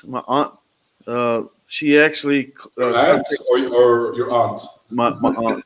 Your aunt. She contacted me yesterday by text and said that she was being admitted into the hospital for the coronavirus. Oh. So yeah. Obviously, they can't have visitors up there. I think they might be allowing one visitor. I need to check into that, but see, so my aunt officially has the coronavirus. So officially? Yeah, she was admitted yesterday. Regarding that, two of my students here in Athens, Greece, are nurses. I have lots of students from, you name it. programmers, nurses, lawyers, doctors, etc. And two of my students are nurses, and I questioned them about this. And you know what they told me? What did they say? They told me something. I don't know what's going on 100%, but I will tell you what they told me. And this has been confirmed by two people from two different hospitals. And these people, these two students, they don't even know each other.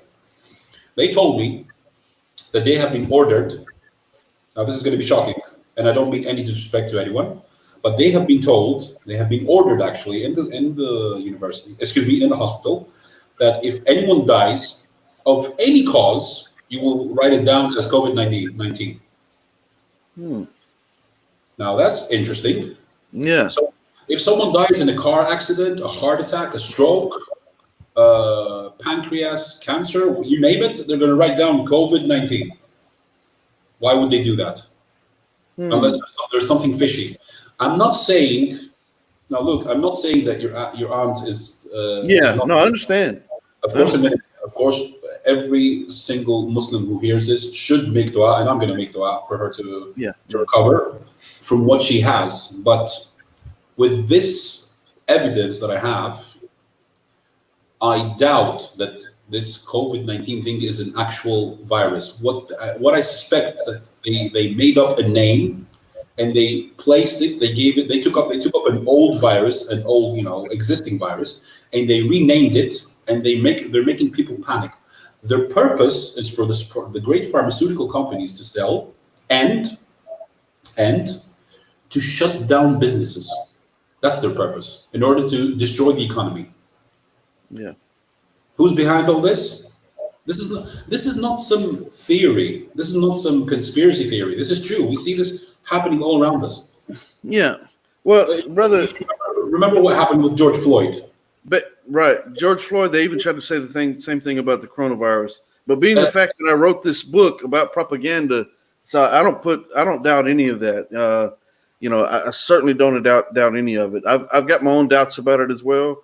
And so I was actually thinking about it yesterday after she contacted me. I thought, okay, so how do you really know unless someone that you actually know has been diagnosed with it? So that's the first person that I actually know. Although Mika's sisters, her family supposedly had it, but so I know them. So technically, she's not the first person. But with that being said, like you just mentioned, they're trying to associate anything with COVID-19. They even tried to do it with the George Floyd issue.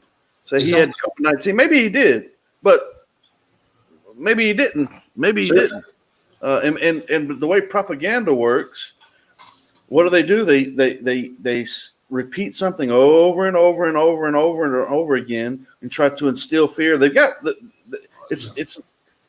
I know this sounds crazy, but if we know that conspiracies exist, so it's one thing to be a conspiracy theorist and someone who's on the verge of paranoia about these issues. So we have that extreme, but we also have to be willing to say, okay, wait a minute, let me think about this and let's be honest. So we know that people conspire, they plot and they plan, they have agendas, they have secret meetings, this happens. And so, I've actually kicked around in my mind, okay, what is this something that they're trying to condition society for something that's coming, some plan that they're planning to enact? I mean, that could be. So we can't just take everything at face value. And, once again, I wrote a book about propaganda, so I know how it all comes into play. And with the mass media and all these things, I mean, it's like, we can't just sit down and say, oh, everything they're telling us should be taken to heart as though it's true.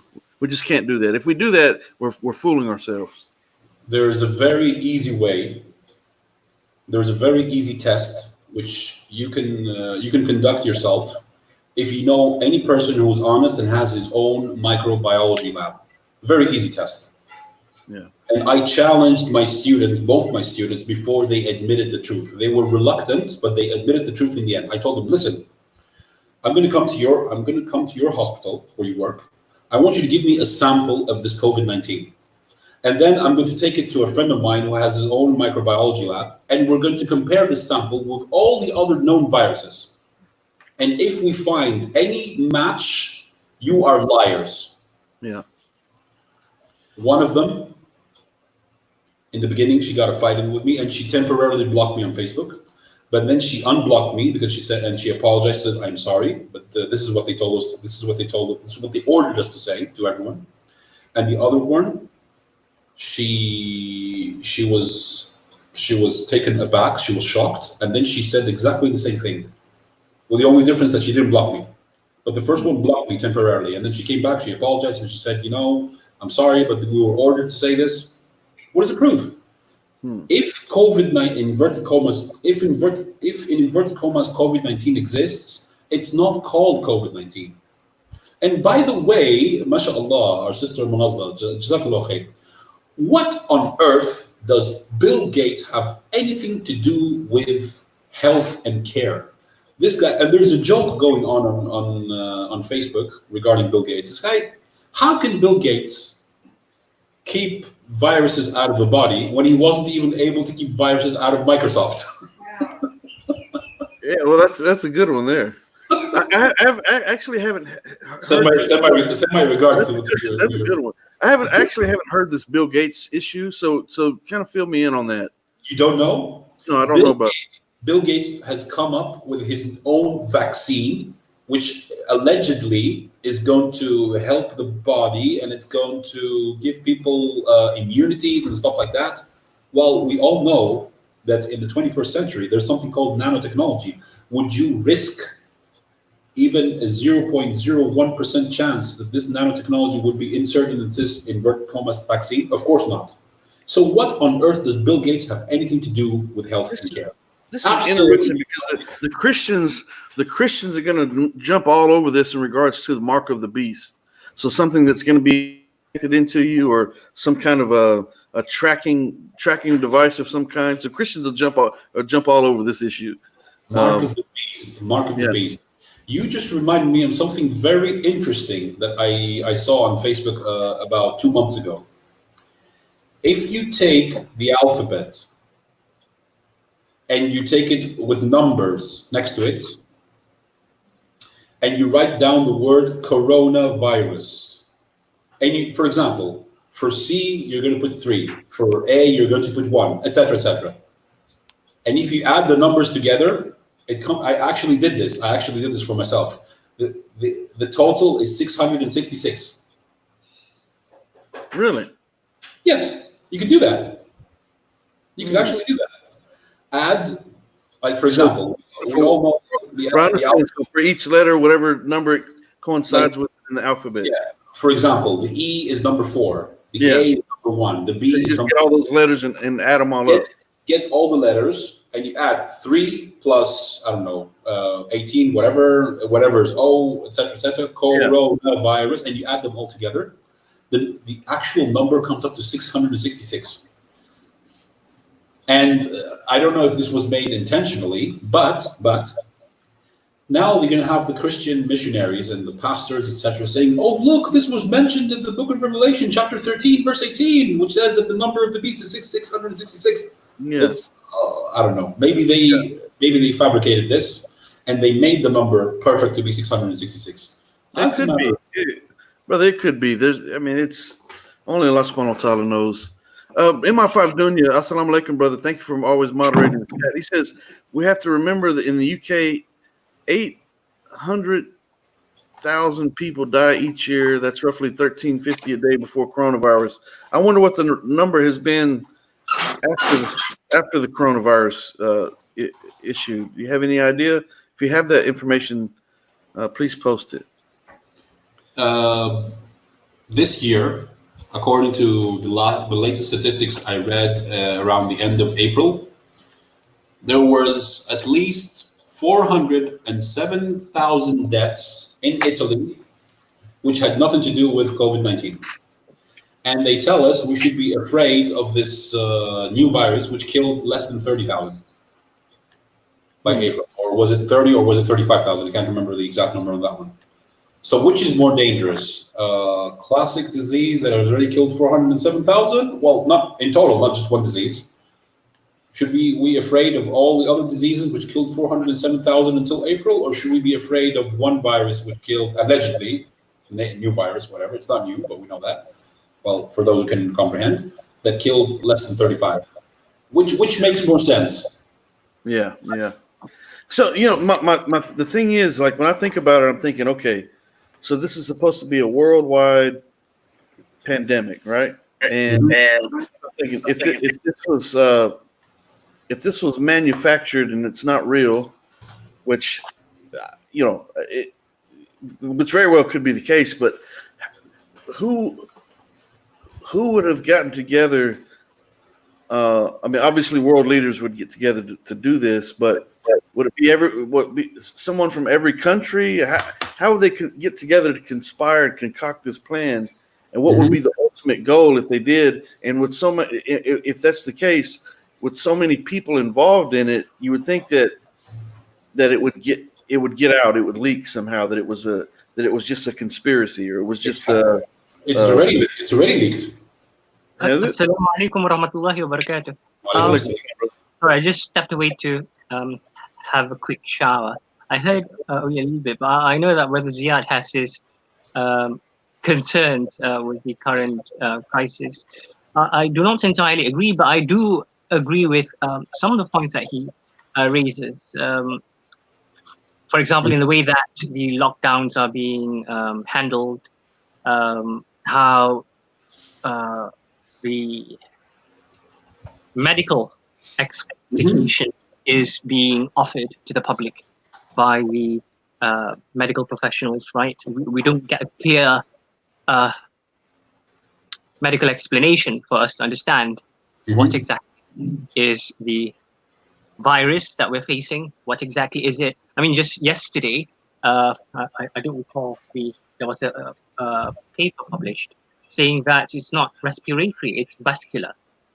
So, you see, like every week you get, if not every day, you get something new or something contradictory to what was said before.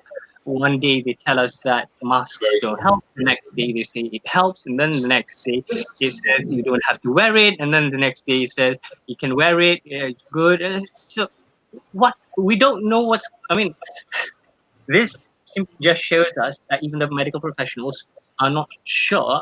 They are as much, well, maybe not as much, but they are quite in the dark as we are all in the dark, stumbling about. But a more serious concern is to the origin of the virus, and also just recently, I think it was last week, it was published in, oh my goodness, Huffington Post, was it? That a couple of European scientists have demonstrated, at least to their view, that the virus is actually superficial. It was created because of some of the protein markers or something like that. And so this adds to the enigma, to the suspense that all of us are having every day, every second. What's going on? What's going to happen? We just don't know. Yeah. Yep. And of course, to add to the mystery is, if in fact the virus is what it is, now we're not so sure what the virus is, because according to the professionals, they've mutated to so many different types of they've gone through so many mutations already, that each country has a different kind of COVID-19. That's what they're saying. And in one country, you have several types of mutations also. So that's several different kinds of COVID-19. Okay, it's getting weirder and weirder. But if you trace everything back to its origin, the mystery gets more palpable. Came from Wuhan, apparently, according to some whistleblowers, from a lab, China owned, but American funded. Really? Yeah, I didn't realize And that. that is the fact. Yeah, that part of the story is a fact. There's a lab in Wuhan dealing with things like that, studying the contagion that they carry, and this is non-debatable fact. Anybody can Google it and ascertain the facthood of this particular part of the story. America actually funded that lab. Wow. Yeah. That's the first time I heard about that. Yeah. So that changes the entire dynamic of the whole situation for me. Did you mention that before? I said that I think somebody in America planted it in Wuhan to give President, what's his name, a reason to keep saying China virus, China virus, China virus. I said that. Yeah. That's why he kept saying it like that, to keep blaming them. Yeah. Yes, you did tell me that. Yeah. You did tell me that. Yeah. So I mean, and that's propaganda. I mean, she just hit it right on the head with that. I don't know if y'all heard exactly what Mika said, but yeah. I mean, if it actually came from the marketplace, right? December or November, supposedly the virus started. That was supposedly when the first transmission occurred. That was not the first time the Chinese started eating bats. They've been eating bats for hundreds of years. Yeah. Yeah, it doesn't make sense. According to the experts, bats do carry the COVID-19 virus. They're carriers. So they've been eating bats all this while, and even in Indonesia, and nobody got any COVID-19. And then suddenly, a few months ago, that happened. It doesn't make sense, because they're saying that it is so contagious. I was watching the documentary that a Malaysian newspaper made. So in the autopsy report, the doctors said that even the liquid that oozes out of the corpse's cavities contain the COVID-19 that is infectious. That's why when you see them, handling the dead, they have to wear protective gear and everything. So if it's that contagious, how come it never infected anybody? Yeah. Millions of Chinese eat bats.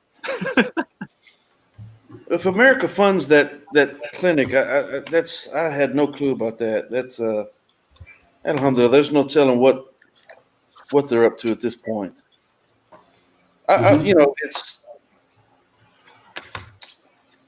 It's a prime example of how you just can't be so naive and gullible as to accept everything that you've been presented with. And like Mika just said a while ago, repeating it's from China, trying to put all the blame on a target, a particular group over and over and over again. That's propaganda. That's how it works. In the book, I talk about isolating a certain group. Matter of fact, I just seen on the news earlier today where it's like they're positioning themselves for war with China. Yeah. So that's a common tactic in propaganda where you isolate a certain group of people and you begin to target them through campaigns of hate with short slogans and repeated words over and over and over again, and that's how it all happens. So there's no telling what these people are up to. And my blinkers went on even more crazily and brightly when Bill Gates started, putting himself out there. You kept on seeing his face, right? He was all over the news. It's like he was going to come and save the world. Talking about vaccines, vaccination, and lo and behold, what does that entail? Let's put chips in people so that we know who's vaccinated. And really, is he really supporting that internationally? That's what I just mentioned to Brother Ziad a moment ago, that the Christians jump all over that with the mark of the beast issue, and I'm not so far away from that myself, to be honest. I see that as one of the tactics before the day of judgment, obviously. But Bill Gates, we respect him because I'm using the computer here. It tells here Intel Inside, Intel Core i5, whatever. it's produced by his company in Israel. Yeah, okay, we respect him for his innovation, for his brilliance in giving us such marvelous technology. But that's not medicine. Yeah. When he talks about the current pandemic, for example, it's like he's giving an air as if he got a PhD from Harvard and Princeton on medicine. And I'm going to look into that because I haven't heard any. I've heard a little bit about it, but I haven't I'd like to add something very quick to that. I'm so busy, I don't pay attention to it. If the Muslims hadn't discovered the zero, there wouldn't even be a computer today. Yeah. Let's not forget that. Okay. Brother Makit Khan, assalamu alaikum, brothers. He said, I cannot wait to the day of judgment when these 1% elite devils get their due. Just a matter of time. You know, I often think about that kind of stuff, especially dealing with the Islamophobes and all that. I think, I can't wait to the day of judgment. At the same time, I'm cautious about thinking that way, or because I think that's going to be a day that we can't really grasp the magnitude of that day, and so I think we're all going to be obviously we're Muslims, so alhamdulillah, right? So I feel confident that Allah subhanahu wa ta'ala is the most gracious, the most merciful. We're Muslims, we're the mu'min, we're true. If you're true believers, you're sincere, you strive, you try, you make mistakes, you try some more. So I'm confident that Allah subhanahu wa ta'ala is alhamdulillah, I expect to be in paradise, inshallah. I hope, we hope for that as Muslims, right? So, but I'm scared to say that I can't wait for the day of judgment, because I think we can't really, don't get me wrong, this is something I quite often think, but I try to catch myself and say, wait a minute, am I really ready for that day to come yet? Am I ready? I got to make sure I'm ready, right? So I mean, try to be ready. Huh? With all due respect, ready or not, it's going to come for all of us. Yeah, I know it. That's what I'm saying. That's the whole point. It's coming no matter what. We got to make sure that we are prepared for that day. So we got to be cautious about rushing it in. So I know Brother Mukit Khan, he just putting into context the way I do as well. And so I'm just, that's why I put it up there on the screen, because it's something that I often think in dealing with certain people who attack Islam and all those things. I think, I cannot wait. I thought of this about Isa ibn Yahya. I can't wait for the day of judgment, for Allah subhanahu wa ta'ala to let this truth be known to everyone. I want to see the look on their on that day, So the same thing applies to these people. If they've manufactured this quote unquote virus, and if it's non-existent, or it's something they've conspired to achieve some other plan, oh man, Allah subhanahu wa ta'ala, he's going to deal just with everyone for that matter. But there's going to be certainly people on that day whose faces are dark and gloomy because they know what they brought upon themselves. And inshallah, the mu'min, the true believers, the Muslims will be bright, and alhamdulillah, we'll know that we made the right decisions in life. So if you read Islamic eschatology, one of the most prominent of themes is the idea of the facade, that things are not what they seem. And the closer you get to that time, the more things seem in a certain way, but in actuality, the reality is totally different from what is superficially perceived by many, if not most people. The closer you get to the time. So, for example, just take something very simply, right? If in the days of old, commodity after human beings dealt in barter, they started dealing in using material currency that has innate value, stable value, gold, silver. Then came the modern world. What do we have? Toilet paper. Toilet paper, where we imagine that paper having value. Who gives that value? Ask your local economist, go to your local university, sit down with a economist, right, the professor there, and ask him about the monetary system. Ask him, what is money? Where does it come from? How does it come about? see how he stumbles upon his words. Mm-hmm, mm-hmm. I mean, look at America, right? Who controls your money? The federal bank. The name itself is a deception, and to this day, millions of Americans actually believe it is federal. It's not. It's a misnomer. It is a private bank. The American government does not have the legal capacity to audit the federal bank, and yet the federal bank is the one that is legally allowed, not even the government of America, to issue American currency.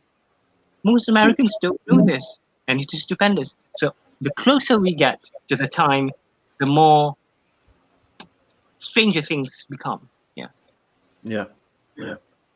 There's no question about it. It's we can sense it. I mean, it's. I remember just a number of weeks ago, Meek and I went when the city was completely shut down. We went for a walk at night. I mean, it was like midnight.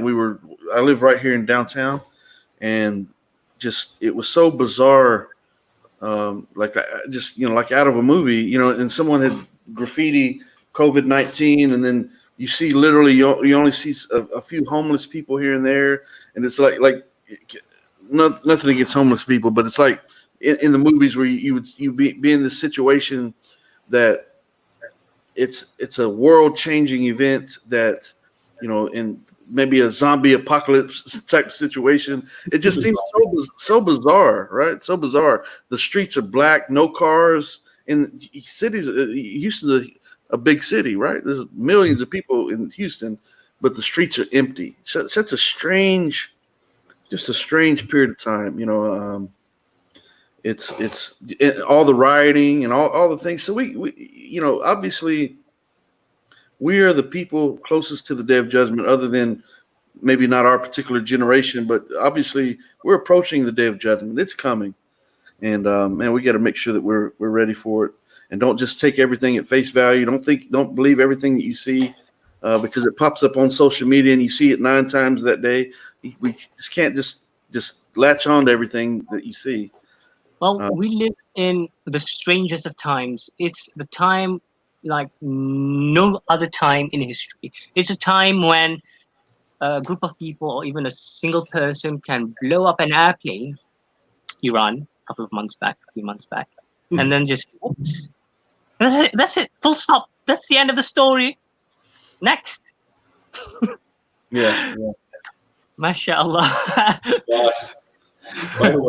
By the way, this thing with the COVID-19, etc., has actually done us Muslims a very great service. And I'll explain my reasons before I put this back in the fridge, because it's been out for quite some time. Anyway, the reason is, before this inverted commas crisis and the lockdown and... Islam was always on media. Yeah. No, what I'm trying to say regarding us in Islam, especially if you're living in a non-Muslim country, especially if you have a type of job that you come in contact with people, what's the first thing that they do when they're members of the opposite sex, with all due respect, of course? They come and shake hands. Yeah. Exactly. After, and subhanallah, I was praying to Allah subhanahu wa ta'ala that He would put me in a position that I wouldn't have to do that ever again. Now that they came up with this, I call it fake, whatever, with this quarantine, etc., no one approaches me from the members of the opposite sex to shake hands. No one, subhanallah. Yeah. It's difficult when you're a Muslim and you're living in a non-Muslim country like Greece, for example, and they come up to you. They're like, in the UK, they respect it. If you tell them, listen, sorry, I don't shake hands because I'm Muslim, they're like, oh, okay, I didn't know that, and that's it. Yeah. But try to do the same thing, for example, in Greece. They'll start mocking you, attacking you. See, the problem with Greece is that they were under the Turkish rule for 400 plus years. And that's why they have this, they teach their children, they raise their children with this prejudice and racism and utmost hatred towards the religion of Islam, which is wrong, because the religion has nothing to do with politics.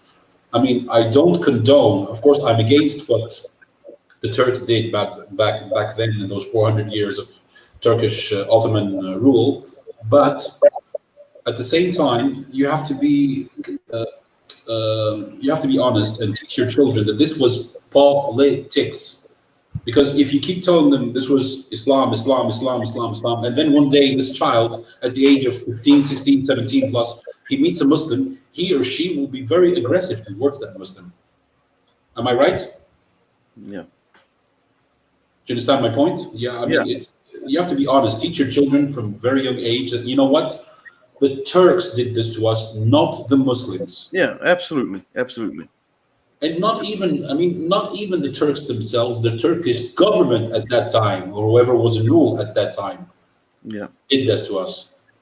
The army, etc., the politicians, whatever, at that time, but not the Turks themselves. Did you know that in the year 1973 to 1974, the Turkish government forced, notice this, they forced normal Turkish residents to leave their homes and go inhabit the half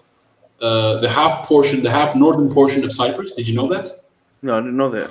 People were reluctant, and they forced them, and they told them, if you do not do this, we are going to treat you like them, like the Cypriots. After they conquered Cyprus, at the time when what's his name had his heart attack, Makarios, the ex-archbishop of Cyprus, I believe he died in 1977 of a heart attack. He died on the 3rd of August, 1977 of a heart attack. He had warned the Greeks to be on the lookout, because he told them the Turks are going to invade. And they were like, get out of here, you're crazy, they're not going to do that. But they did, and he was right. He was absolutely, and they even tried to imprison him and they said that he was whatever, he was saying these crazy theories. After the Turks invaded Cyprus in the year, I think it was 73 or 74, I can't remember, they forced local Turkish good people to leave their homes and go live in the invaded homes. And this is a fact. It's not. I'm not making this up. You can check it out if you want. Yeah. Regarding what I said before, I remember that you have to add some other words after the word coronavirus. You have to add some other words, and the total comes up to 666. But I can't remember the actual words. Anyway. Okay. I'll be right back. Sure. I think, brother, I'm gonna go ahead and close the show out. Alhamdulillah. Okay. Thank everyone for watching. I was Isa ibn Yahya. Matter of fact, the last messages and the call that I made to him, he hasn't seen it based on the Facebook. It doesn't show that he's actually seen those messages or the call. So I don't know what happened to him, but maybe I guess he got cold feet or whatever. Yeah, we'll see. Maybe you brothers ran him off. Maybe he was afraid to come with you guys on here. I don't know. But alhamdulillah. Go ahead, brother. I wrote the same comment on each and every video that he had up until yesterday. And at the end of the comment, of course, I said that this is not an Islamic channel, etc., etc. And in the end, I gave the link to the debate. Yeah. I think he deleted it. It was a massacre. It wasn't a debate. It was a massacre. It was a massacre. Alhamdulillah. Intellectual massacre. Alhamdulillah. You did a great job, mashallah. Yeah, alhamdulillah. I wish I would have, in the question and answer, I could have toned it down just a little bit as far as my emotions. But I think I covered all the 4 points that I set out to cover for the debate. Alhamdulillah, I know I covered my points. And if we were in a court of law, he would have been convicted. There's no question. Less than 2 minutes. Alhamdulillah. So, but yeah, so I don't know what's going to happen with that, but I went through some of those videos today, and I didn't see your posts, so I think he's deleted them. Really? Yes, I believe so. And I believe I tried to make some posts on a few of them and make the post the thing for the link. And I didn't see mine either. After I went back and looked at them again, I didn't see them there. So I don't know. He might have deleted them. So what a coward. Yeah. So he had a lot to say today by text. Obviously, he didn't want to come on the show and have an actual discussion again. I had so much more I could talk to him about. So much more. So he made a good move by not coming. I'm sure you can. He open just the very first. Oh, he added a video. He added a video. I see that my comment is there on the very first video. If you cannot see it, it means that he has blocked me, and I'm the only one who can see my comment. My comment is all in capital letters. Important! Exclamation mark. This is not a Muslim channel! Exclamation mark. Watch this debate where this Dajjal gets exposed for his deception! Exclamation mark. And then the link. I can send it to you. Oh, no, I can't because my Facebook is a little bit blocked. It says it's restricted. But I mean, let me do this. Let me hang on. Let me do this. I'll move my camera and I'll show it to you. Oh, you have to show it. It's all right. Can you see that? Yeah, I see it. Yeah. Yeah, I'm sure you put him on there. Maybe he blocked me for that matter. Might have blocked me. Maybe that's why I couldn't see it. I don't know. I looked. I looked. I didn't see it. I clicked on a number of different videos, and I could. Once again, I tried to post, and I couldn't. It wouldn't let me post. So maybe he blocked me. I don't know. Maybe he did. But anyways, I thank everyone for watching, brothers. Thank you, brother Ibn Anwar, brother Ziad, for. My comment is still there, which means that he has blocked me. Yeah, he's a coward. Yeah. Do you know what this guy did? Sorry, just one last thing. You can close, Afi. Sure. Do you know what this guy did back in the good old days before YouTube was sold to Google to Google? What did he do? This guy I was debating, this Christian, whom in the end I was after him for years. I forced him to quit YouTube. One of the many that I forced him. Alhamdulillah, I forced him. One of the Dajjals. I forced him to quit YouTube because I exposed him so bad using his own videos. Before I exposed him, before I did one major video that exposed him 100%, and I deleted the old videos because they were no longer useful. Yeah. You know what he did? He had blocked me, and I knew that he had blocked me. And then to satisfy his sick ego, you know what he did? What did he do? He went to one of his videos. He went to one of my old comments, and he wrote, something like, why don't you debate me? Something like that. Now imagine how sick that is. Now think about it for a moment. To satisfy your own ego, you block me, and then you write a message that why don't you accept my challenge where I cannot reply? to make everyone else think that you. It's like what? These people, man, I don't doubt that one bit. But in my final video, I made my final video before Google bought YouTube. I also showed that he has blocked me on that video. Yeah. And then ironically, he was claiming that I have multiple accounts to downcast his videos. And then I researched and I discovered that he had at least 7 fake accounts. And how I proved that all these accounts were made before I made my own channel. They were made at least 1 year before. Man, how do people? I've come across people that have done the same thing, have multiple accounts like that. I don't know how they have time for it. I don't know how do they have time? What are they trying to do? I mean, these people are up to all kind of shenanigans, man. Thumb down your videos as if that proves anything. It's silly. It's silly. Alhamdulillah. Whatever. Okay. Anyway. Okay, brother. So I'm going to close this thing out, and but thank everyone for watching. Sister Manaza, brother Ibrahim, MR5 Dunya. I am a two men. I am a motamin. What does that mean? I'm a motamin. I am a mu'min. But it says M-O. Okay, I'm a mu'min. Alhamdulillah. I will explain why. Because in the Arabic language, because they don't have a way of using the two. They use the two as an apostrophe. And I didn't know that. Yeah, you have to be an Arab. I'm a mu'min. Okay, alhamdulillah, that's a done deal. So I always said I'm a mu'min. Okay, I had no clue about that. So I'm a true believer of the mu'minin, alhamdulillah. Mu'minin al-mu'minati. You correct. Mu'min. And they use the number 3 as a ain. Ain, yeah. If they want to write adil, they're going to write 3 AD. Yeah. And so okay.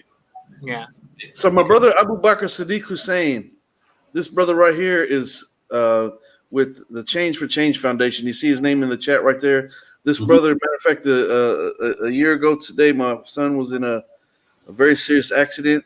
No, as of yesterday, it's already the 15th today. As of yesterday, he was in a very serious accident. He died as a result of the accident. Wa inna lillahi wa inna ilaihi rajiun. And brother Abu Bakr Siddiq Hussein, he is the founder of the Change for Change Foundation in Ghana. And right now, as we speak, there's a water well with my son, dedicated to my son in Ghana, for Sadaqat Jariyah. Also, there's one in Pakistan as well. That another brother that he actually paid for that well and had it all built himself for my son, brother Azhar Khan, and he just did it on. He did that completely on his own. The well that's in Ghana was based on people donated after the death of my son to have that water well built. And brother Abu Bakr Siddiq Hussein, I love this brother so much, brother Abu Bakr. I pray that Allah subhanahu wa ta'ala, if I don't see him before the day of judgment, I expect to see him on the day of judgment, obviously, but I pray that Allah subhanahu wa ta'ala lets me embrace him sometime, in this lifetime, inshallah. I want to give this brother a hug because he's so, for one, he's got a beautiful smile, but he's so active in his community there, trying to help the children there. With their school supplies and getting schools built and getting floors built for the schools and the classrooms, and just always active in his community, So, matter of fact, if you're a Muslim right now, send this brother a friend request, brother Abu Bakr Siddiq Hussein. He's on my friends list. So if you're on my friends list, look up Abu Bakr Siddiq Hussein on my friends list. This brother is worth befriending. He's our Muslim brother. He's very active in this community. I love him with all of my heart. I love this brother with all of my heart. And I just checked. He has me blocked. That's why my comments aren't showing. I just checked. You're talking about Isa. So, brother, matter of fact, I wasn't planning on showing this, but today I was fixing to close out. But you see, scrolling on the bottom, it says the Change for Change Foundation. That's the GoFundMe. So donate. We're trying to get more water wells built, inshallah, for Ghana. And I don't push. I need to push it more, but that's the GoFundMe link for the Change for Change Foundation. As a matter of fact, I'm going to post it in the chat before we go. I'm going to make sure that I post the link for the Change for Change Foundation. And this is Sadaqah, so please donate and have more water wells built. And brother Abu Bakr Siddiq Hussein will make sure he's the one that overseen the whole thing. So.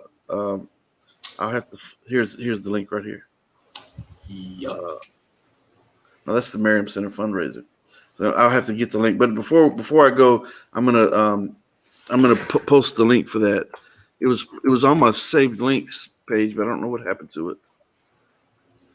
But anyways, this brother, he overseen the construction of that well, and it means, sure, brother, and so it means the world to me because it's so much peace knowing that Sadaqah people are utilizing the well for their everyday needs, day in, day out, and it's very, very important, And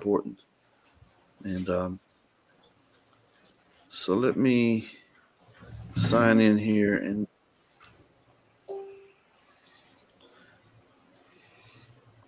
But yes, so please donate to the Change for Change Foundation. It could just be a small amount, but every bit counts to get more water wells built. There are areas in the world that that have no clean water supply. Period. They have no clean water supply, and we take a lot of things for granted sometimes. So no matter how much you can donate, please donate. And I'm going to post the link. I'm trying to get it right now as we speak. So I got it. Okay, so I'm going to post it in the chat. So please donate to the Change for Change Foundation. Contact Abu Bakr Siddiq Hussein. This brother is a wonderful brother. He's a wonderful brother. And that's the link for the Change for Change Foundation right there. And his brother right here, this brother means a lot to me. He really, really, really does. Alhamdulillah. All your brothers do for that matter, but this brother, it's Alhamdulillah. He made sure to keep me posted every step of the way with the construction of that well, from the moment that they started digging it to every step of it. and it was helping me through the process of losing my son, because I knew the sadaqah. You know, I knew it was coming, and periodically, like a number of times, he's gone out there to that particular village, and just to give me an update about how the water well's doing, and seeing people still utilizing it, the water's still fresh and clean, and all those things. So it means so much to me. This brother right here, Abu Bakr Siddiq Hussein, send him a friend request. It's 2:22 a.m. in Ghana right now. He says he's awake to watch the program. This brother is something else. So Abu Bakr Siddiq Hussein, send this brother right here a friend request. And if you want to, the link for the GoFundMe, because he's in Ghana, I have to send him the money. So the money comes to the GoFundMe, and then I'll send him the money via it's a bit of a process, but I'll get him the money, but inshallah. But yes, yeah, befriend this brother, make a donation, even if it's a small amount, help get another water well built. You'll be glad that you did on the Day of Judgment. Inshallah. So, Brother Abu Bakr, assalamu alaikum, brother. All you brothers, Brother Mukit Khan, I'm a Mukmin. Now that I know that what that 2 stands for, I'm a Mukmin, alhamdulillah. Brother 5 Dunya, Sister Manaza, everyone who's participated. Obviously, Brother Ibrahim. So obviously, Isa ibn Yahya didn't show up. So I don't know what to say about that. But why would he? Yeah, it's best that he doesn't. I mean, for his sake. I mean, alhamdulillah. Brother Darth, assalamu alaikum. So I really appreciate everyone supporting the channel. Please share it with other people. Share it with your other people on your friends list, so that we can help build the platform, build the show. Invite non-Muslims. If you have a Muslim, you have someone that you're engaging with on a constant basis, a Christian or atheist or whatever, Islamophobes that you're having constant interactions with, invite them to the show. Let them come and present their case on the show, and we'll deal with it accordingly. But I want everyone to know that how much it means to me that you are part of the show. The brothers that come to the panel and part of the panel all the time, sharing their knowledge and their wisdom. Brother reciting the Quran so beautifully earlier. Brother Marshall Gregory behind the scenes doing promotion. Brother Kareem, he's got some stuff that he's tied up with, so hasn't been with us the last few shows. But it's alhamdulillah. We're trying to share the truth and the beauty of Islam with people, break down misconceptions. Dawah is deen. Everyone who's watching, you're a part of the team. Whether you're on the panel or you're in the chat, you're part of the Consider This TV team. When I pass away, inshallah, I'm going to make sure that someone has the credentials to keep the show going. I want the show to keep going even after I pass away. So I want to make everyone aware of that. If I pass away, brothers, step up and Consider This TV. Let it keep going, and keep telling people about the truth and beauty of Islam. That's my objective. That's my purpose. I want the sadaqah for the Day of Judgment, and I pray that Allah subhanahu wa ta'ala blesses each and every one of us for our contributions and our intentions and our efforts, and I pray that He has mercy on each and every one of us on the Day of Judgment. So once again, befriend Brother Abu Bakr Siddiq Hussein's beautiful brother, Brother Ziyad, Brother Ibn Anwar. Thank you once again. You brothers mean the world to me as well. And respect your knowledge and your wisdom so much. And I thank you, brothers, from the bottom of my heart. So once again, thank you everyone. Assalamu alaikum, rahmatullahi wa barakatuh. I do bear witness there's no God other than Allah, and I bear witness that Muhammad sallallahu alaihi wasallam is indeed the final servant, the seal of all the prophets, despite what other people might say. Alhamdulillah Rabbil Alameen. So once again, assalamu alaikum, rahmatullahi wa barakatuh. Alhamdulillah. Alaikum salam.